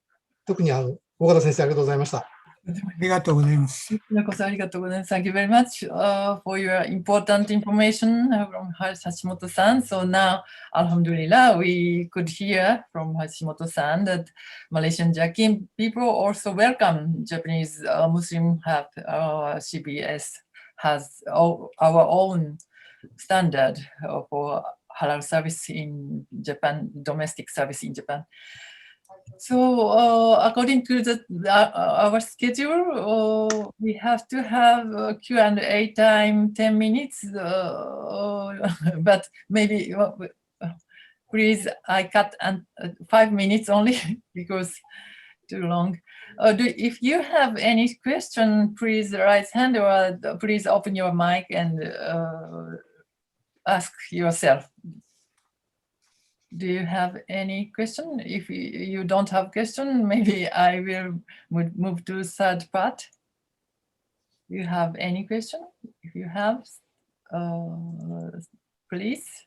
No. Oh, sorry. Okay, so we move to third part. Thank you very much for second part's presenters. So third part is for listening civil society's opinion as halal customers. So four person I invited. First is Prof. Muhammad Aziz. Aziz Sensei, are you here now? Yes, Prof. Ogata. Thank you very much for your attendance today. Yes. So Muhammad Aziz Sensei is Tokyo University's professor and the head of KMII or Keluarga, Masyarakat Islam Indonesia, Indonesian Muslim organizations in Japan. So please, time is yours and 10 minutes. Silakan. Okay, thank you very much. Assalamualaikum warahmatullahi wabarakatuh. Bismillahirrahmanirrahim. Dear respected Professor Ogata and also my gurunda, my respected teachers, Professor Syamsuddin and also Bpk Aminuddin Yakub and also Pak Tohir, yeah, and also all of my colleagues are here. I think this time is very important for me. Actually, I meet with several of my colleagues here, Professor Han and etc. Actually, and let me, as the Indonesian community in Japan, actually, we have also several concerns about the halal issue also in Japan, and also we have discussed also in our organization related to this one. But unfortunately, until now, we haven't been able to issue any kind of established standard for this kind of halal itself, because as we know, like from today, actually, we are listening from for very various opinions related to the halal itself in Japan. Actually, as previously Yuji Mizuno mentioned, also that's the condition actually in Japan also, and Mr. Hashimoto also previously mentions that correlated the conditions that we are facing now in Japan. And when we are living in Japan, there are some also points that we need to really underline, and we need to be really careful in these points. Like some people's, like Japanese, also asking me about the consistency of the halal itself, right? Some my Japanese friends are asking me whether, like the fermented food in Indonesia, something that are you measuring the alcohol concentrations in that food? Actually, when we actually look back in our experience in Indonesia, something like that. Actually, we never try to measure quantitatively the concentration of alcohol itself in Indonesia, and we consider that it's halal. And we need to be really consistent in this case. Also, we are living in Japan, and everything can be quantified, everything can be shown and be measured. So that's why usually we can measure the alcohol conditions and also the ingredients accurately. So I think this is also the things that we need to be really consistent in this one. And as we are also living in Japan and now, and as Pak Tohir previously mentions also, that we also have several organizations or bodies for issuing the standards. It means that for Japanese, which is maybe not having any kind of sufficient knowledge, it means that this kind of various bodies, it's our concern also, is that will be quite risky to give or create any kind of inconsistency or any kind of different standards. Although okay, in basic tenets or in basic concepts of the halal itself, okay, everything is fine. But actually, when we are talking or we would like to break down all the things technically, I think it will be also potentially create any kind of misunderstanding, any kind of inconsistency in this one. So I think this. Like today, we have any kind of opportunity to talk like this one. I think it is better. Also, we are breaking down any kind of technical issue that we are having in each all of certification bodies in Japan. Actually, rather than we will have any kind of inconsistency or any gaps or of understandings in our society. And also, like Indonesian community, also I think. Yeah, it's quite similar with other communities also, that we need to be any kind of the bridge, like Indonesians, Malaysians, okay, Jakim, MUI, and also BPJPH, maybe we have any kind of established laws. So it means that when we start everything from any kind of established laws and break down to any kind of, it's very like in Japan, there's nothing actually. I mean, we start from zero. So it means when we reverse from any kind of established one to really nothing's conditions, it means it is really usually we will be driven to very strict standards. So I think we need also to reconsider, as Pak Yuji Mizuno professor mentions, that reconsider the real condition in Japan, and also we need also to redefine actually what we really need for having any kind of easy to understand halal standard, and also easy to be kept constant. I mean, otherwise, if it looks very complicated, it means that some Japanese also they cannot understand well about the standard of this one. So it means that makes everything to be simple, makes everything to be really easy to be understood. And also correlated to the third point is related to the halal certifications, also correlated to the economy also. We are talking in Japan, we are not talking in Indonesians or in the Malaysian case, we are talking actually in Japan.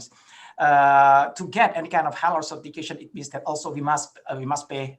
We must spend our part of our profits for that. And also, as Brother Nabil mentioned previously, yeah, it is better to hire Muslims to be any kind of employee for the restaurants. But unfortunately, hiring new employee for the small restaurant is also very burdening, and it is not so feasible for very small restaurants. So that's why I think this thing also we need also to, like the community, we need also to emphasize, to encourage our members also to have any kind of loyalty, to have any kind of buying capability, buying will, buying motivations. So the halal restaurants or or any kind of restaurants or any kind of efforts to start any kind of halal business can be supported by our community. I think that's some points that I can deliver today, but actually, as the closing remarks that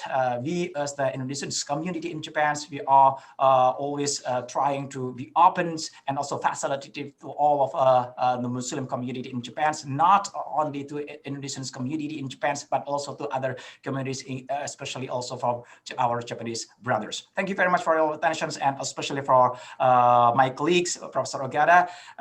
Wassalamualaikum warahmatullahi wabarakatuh. Waalaikumsalam. Thank you very much, Aziz Sensei. So Indonesian people are the biggest community in Japan, Indonesia, Pakistan, and Bangladesh. So your support is very important, and thank you very much for your thinking. And we need your support and cooperation for this project. Not this is the beginning of this project. So please よろしくお願いします。よろしくお願いします。ありがとうございます。お願いします。ありがとうございます。Thank you very much. And next is also Indonesian, sorry, for other countries people. But Jeffrey-san, are you here? Jeffrey? Hi. ありがとうございます。Thank you very much. Jeffrey-san is representing Indonesian Muslim Nurse Organization, Prawat, in Japan. So time is yours. Maybe we can hear from the experience as nurse also. Thank you very much. Yes. Bismillahirrahmanirrahim. Assalamualaikum warahmatullahi wabarakatuh. Waalaikumsalam. Waalaikumsalam warahmatullahi wabarakatuh. First of all, thanks to Allah Subhanahu wa Ta'ala, who has always given help, blessing, and salvation for all of us, so that we can be here without trouble at all. Secondly, may salawat and salam for our Prophet Muhammad Sallallahu Alaihi Wasallam, who always give goodness in the world. And then I like to say thank you to MC Ogata Sensei and the people here who have given me an opportunity to speak in front of you all. I'm Jeffrey. Here I'm represent IPMI Japan, Indonesian Muslim Nurses and Caregiver Association in Japan. We are a small organization which is still new. We still need a lot to learn, a lot of support from all cycles, especially Muslim in Japan. About halal food in Japan, from our discussion with friend and senior in IPMI Japan, Alhamdulillah, it's easier now to get halal food in Japan than 5 to 10 years ago, especially for us who live in the Kanto area or other big cities in Japan. But it's different when you are out on a trip or working in not big cities. It's very difficult to get halal food. In addition, even in big cities, there are still very few restaurants that serve Japanese halal food or washoku. Most halal restaurants only provide variety menus, be it Indonesian, Malaysian, Indian, Pakistani, Bangladeshi, and other Muslim countries. We want to try halal Japanese food, but so, for example, many restaurants in Japan provide menu made from ingredients that we can consume, such as fish and vegetables, but are hesitant because there is no halal logo on the shop. Why is that? Because Japanese food is famous for using shoyu, Japanese soy sauce, and mirin seasoning, which often contain alcohol. Although not all soyuz and mirin contain alcohol, but because of that, we did not dare to eat at the restaurant. We hope that it will be easier to get halal food in Japan, not only in big city, whether its basic ingredients to be processed by yourself or restaurant that provide halal menus, because many of our members and other Muslim in Japan are in small city, not only in big city. And in my opinion, we can also cooperate with the government here to more easily promote halal food, which can also be used as an attraction for Muslim tourists to come to Japan, because there are about 1.6 billion Muslim in the world today. My brother and sister, last but not the last, hopefully we can always work together, spread the goodness of Islam in Japan, enjoying that what is right and forbidding what is wrong. For all the mistake, both of which I intentionally or not, I apologize profusely. May Allah SWT bless us all. Amin. Thank you very much. Arigatou gozaimasu. Wassalamualaikum warahmatullahi wabarakatuh. ありがとうございます。 very much, Jeffrey san. ありがとうございました。And next is Rana san. Rana san is Bangladesh, come from Bangladesh and living in Japan maybe already, I don't know how many years, but we are same Hajj tourist tour. So please, Rana san, よろしくお願いします。 Assalamu alaikum wa rahmatullahi wa barakatuh. Walaikum salam.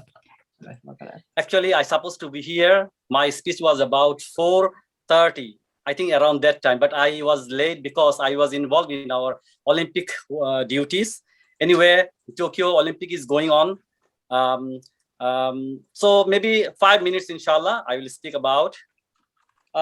First, I want to start with Assalamu alaikum wa rahmatullahi wa barakatuh.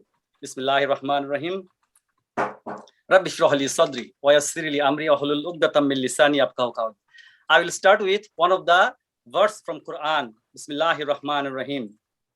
It is Surah Maida, ayat number 90. Allah is saying, Ya ayyuhallazina amanu innamal khamru wal maisiru wal ansabu wal azlamu rissum min amali shaitan fajtanibuhu la'allakum tuflihun. The meaning is, O you who believe, most certainly intoxicants and gambling and dedication of stone and divination of arrows. These are the abomination of Shaitan's handiwork. So shun such abomination if you want to prosper. Allah also say in Quran, Surah Maida, ayat number 2. Allah is saying, Bismillahirrahmanirrahim.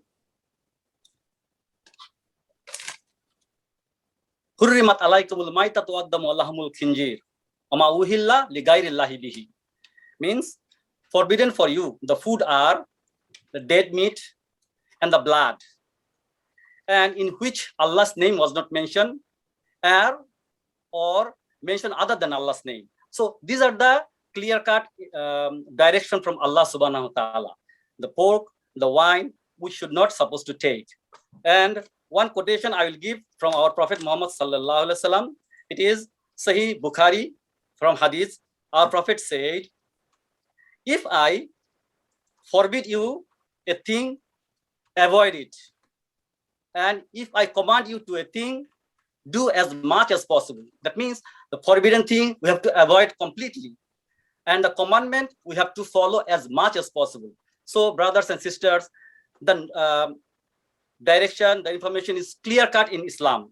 You cannot find any other religion. It is so clear-cut. So halal food, actually, I have been in Japan from 1995. Subhanallah. And I can say a lot of things change here. And by this 27 years, I have been staying in Japan. Subhanallah. I'm grateful to Japan that, last time they even don't know what is halal means, what is Muslim means. Just give you a short story. I was on the way back from Friday prayer, and one of my friends, he finished early, and on the way, there was a Japanese curry shop. So my friend asked the curry shop, I want to get halal food. Is this halal? But unfortunately, the Japanese person, he doesn't know what is halal. So he said, what is halal? But this friend, he could not speak Japanese very well. So what he said, actually, he wanted to mention halal means when you cut, your blood has to go off. you know. So unfortunately, he could not explain properly. So the guy was scared because when you cut and blood, then he called police, you know.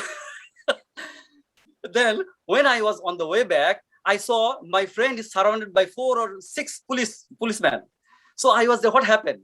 He said, brother, I just wanted to eat the curry. Then you know what is going to happen here. Mashallah. Then I explained, then everybody was laughing. Even the policeman, the owner was laughing also. So see the difference here, subhanallah, you know, it's changed a lot. Inshallah, I will expect it will change more. And maybe I don't want to take more time. Wa akhiru dawana and alhamdulillahi rabbil alamin. Thank you for giving me time. Assalamu alaikum warahmatullahi wabarakatuh. Wa alaikum salam. Thank you very much. So very interesting episode.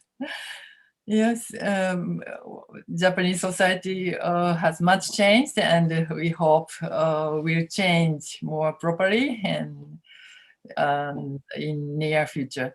So last speaker is Iqbal Abdullah-san from Malaysia, who is living in Japan also. Iqbal-san, いらっしゃいますか？います。アルハムドリラー、ありがとうございます。じゃあ、よろしくお願いします。Iqbalさん also has member and he is a young entrepreneur. はい。Yes. じゃあ、よろしくお願いします。Thank you very much. Assalamualaikum warahmatullahi wabarakatuh. Waalaikumsalam. Thank you very much. Waalaikumsalam warahmatullahi wabarakatuh. Waalaikumsalam. Thank you very much to Professor Satumi who have invited me to join. This is a very insightful and I think will be a very fruitful discussion for all of us who is interested in this particular very interesting, important, but difficult topic. And I would like to mention first here that I do not represent the Malaysian community or anything at all. It is just basically my personal opinion and experience as a consumer and also as a restaurant operator a few years ago. So I like to keep this short, so I'll just get to the point. On a general basis, I have to admit that I do not agree on a certification for halal because in my experience, it has created confusion, hardship, and difficulties, not only for the restaurant operators themselves, but also for the consumers. And I'm speaking from the experience that we had when we were trying to run a restaurant in Malaysia, which has a very good, supposedly a very good halal certification system. Now, this doesn't mean that halal is not important. We know the requirements and we know that halal does not only mean that how we process the meat, like how we process the chicken or the beef or the cow. Halal also means beyond that. So it's permissible, and it's permissible because it is good for us. Even if you prepare food from halal meat, for example, but your food turns bad, the way that you prepare it is bad, and the consumers that eat your food fall sick after that, you cannot call that food halal because it is not in a good state. It's not a pure state. It's actually bringing bad things to the people that consumes it.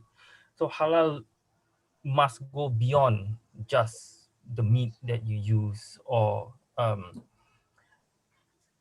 the ingredients that you use. It has to encompass the whole meaning of halal itself. During our experience when we were trying to establish a restaurant, we wanted to say we serve halal food in Malaysia, and obviously we went to I think it was Jakim, but the cost was prohibitive. We were also required to have at least one Muslim person there in the restaurant all the time. If they come to do spot checks and that person is not there, then our certification can be revoked. Now, we know that a Muslim person running the shop and the halalness of the food, the so-called halalness of the food, there's no correlation between that. Perhaps the person there might be able to explain it better, but that is on the base of knowledge, not on the base of you being a Muslim. So if you have knowledge on how to prepare halal, how it is processed, then you do not have to be a Muslim to actually do this. This is one misconception that most of the people who are non-Muslim, especially in the Japanese society, have, which will lead me to the next point, which I want to touch on, is that the difficulties and hardship and the confusion that is being caused by certification does not help us in our cause of spreading the goodness and the benefits of halal. The next thing that we need to keep in mind is that although it is something that I'm very happy, and I'm very happy, and it actually is something that we are all grateful of. For example, a restaurant like Kiwami, who's preparing halal burgers and halal gyuni for the people, the Muslim community in Japan. I think we need to go beyond that, and instead of tasukete maraut koto dewa nakute, we need to appeal to the general public that the halal market is much bigger than just the people living in Japan and people coming in Japan. Worldwide, the halal market is 1.9 trillion US dollars in 2020, and Japan's GDP is around 5 trillion. If we put the market of halal food in the ranking of GDP of countries, it is actually number 8 in the world. So, as I mentioned just now, that in order to produce halal food, you need knowledge and you need sincerity, but you do not have to be a Muslim. We should also try to push Japan as a producer of halal food for the rest of the world, which I think should come hand in hand, other than just putting halal food in the restaurants in Japan itself. If we can do this too, I think that will also increase the knowledge and chimedo of halal within the Japanese society in itself. So there's a few things that I just want to wrap back up. Number one, I do not believe that certification is equals to halal, because this is a big problem in Malaysia right now. If you say that your food is halal, but when the authorities come to you and say, okay, can you prove us your food is halal, and you do not have the certification from them, then you can actually go to jail and you can actually be fined if your company up to Ichokuen. This is wrong. I do not think this is what halal is supposed to mean.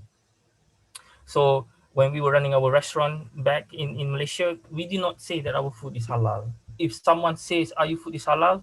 We say that we do not have certification. So we do not say that halal, because now it's regarded that the word halal in itself is kind of like a trademark. You need to have a certification to use this word halal. And it's become, we human beings have made something so pure and so easy into something so difficult. Most of the time it's because of we try to earn so much money out of it.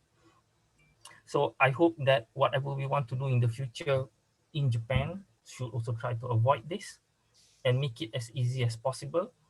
I do not want to go into the discussion of using the word minimum standard or maximum standard, because then that will also create confusion, because people will tend to compare. So do I use the maximum standard? Will that give me more rahmat or more blessing from God? Or is minimum standard has less blessing or less rahmat from God? So it's going to be a very difficult subject. So I hope we can actually navigate and come to a conclusion for ourselves here in Japan. Thank you very much, Professor Satomi. Thank you very much. Thank you very much for your critique about minimum standard, the term of minimum standard also. Yes, when we talk about the term minimum or not with Ustadz Tohir, we talk much, but some certification bodies said we cannot join if because we already have standard, our own standard. So we choose the word minimum standard.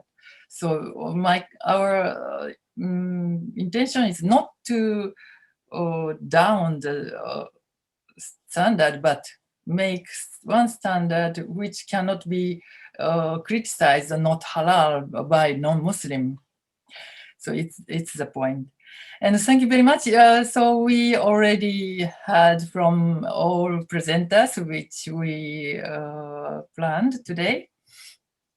And now 5 minutes over, but thank you very much for your cooperation. And we want to close this session without discussion. So very sorry, but maybe too long. Maybe after I close, if you want to talk about or you interact with other friends, please. But I will make conclusion here now.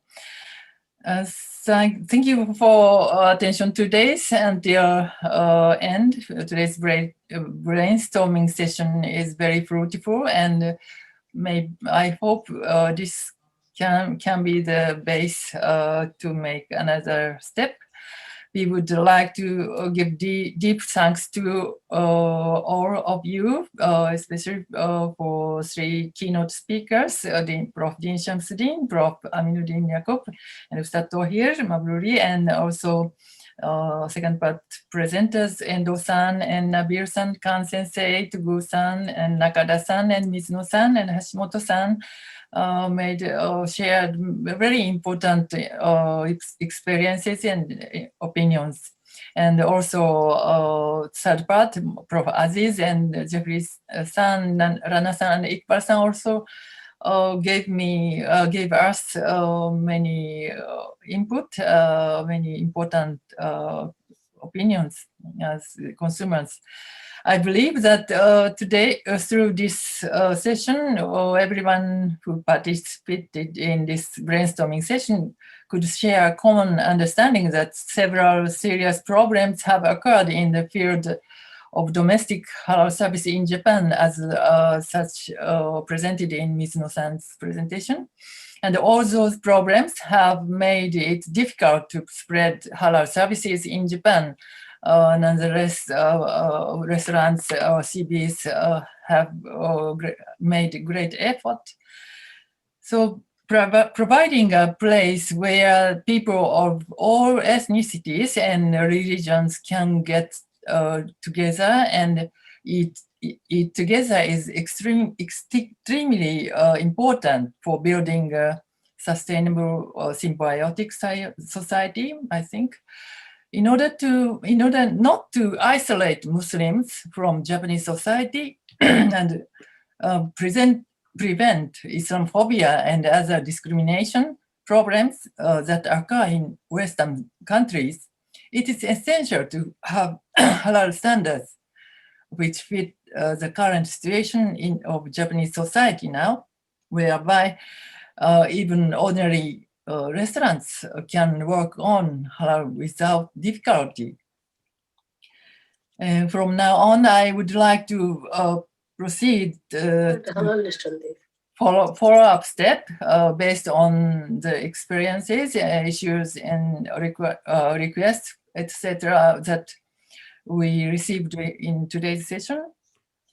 As a further step, I would like to hold a follow-up meeting to establish a minimum standard, or not minimum standard, I don't know in the future, but for halal services in Japan, if possible, once a month, inshallah. We would like to discuss the schedule with experts and community representatives who can participate in and cooperate with the minimum standard development discussion. On top of that, I would like to widely inform Muslim people, including those who attended today here. I think we have to begin from to build the committee to set such a standard, and the committee would consist of ulama, experts, and auditors, and so on. And we hope support from Indonesia or Malaysia or other countries' experts also. We would like to hold the next meeting around August 27 to 31. I already spread a registration link, so please fill in your name and email address and about the schedule. And the date will be after determined, considering the results of the questionnaire, which you fill in now. And so this is all which I planned today. And before close, we would like to ask Dua from Ustadz Tohir. Ustadz Tohir, can you open your mic? Yes, thank you. And please.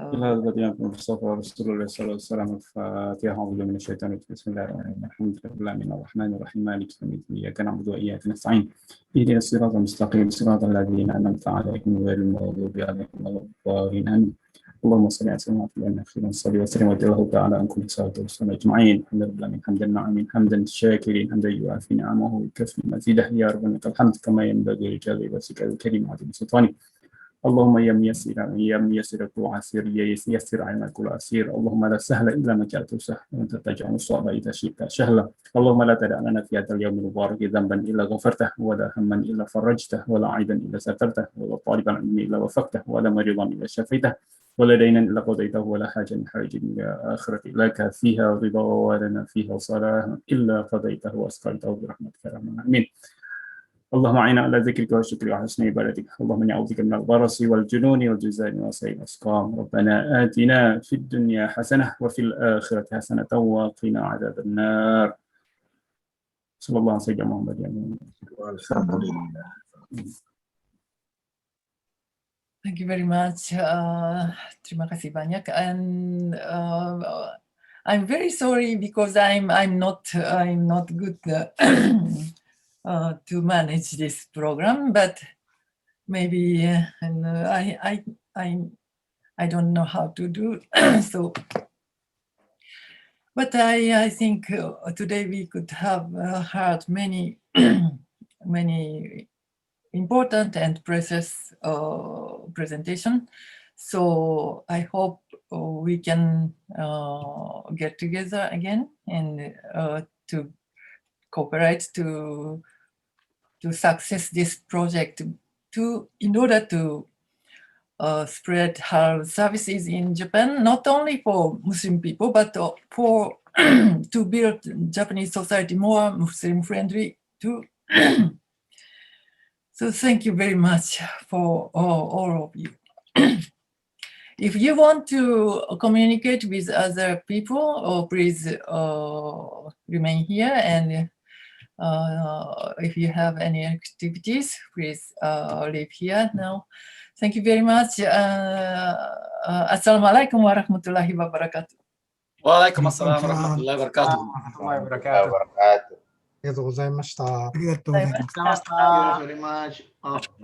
Arigatou gozaimashita. Thank you very much for arranging this nice meeting. Alhamdulillah, looking forward to meet you again, inshallah. Assalamualaikum warahmatullahi wabarakatuh. Waalaikumsalam warahmatullahi wabarakatuh. Waalaikumsalam warahmatullahi wabarakatuh.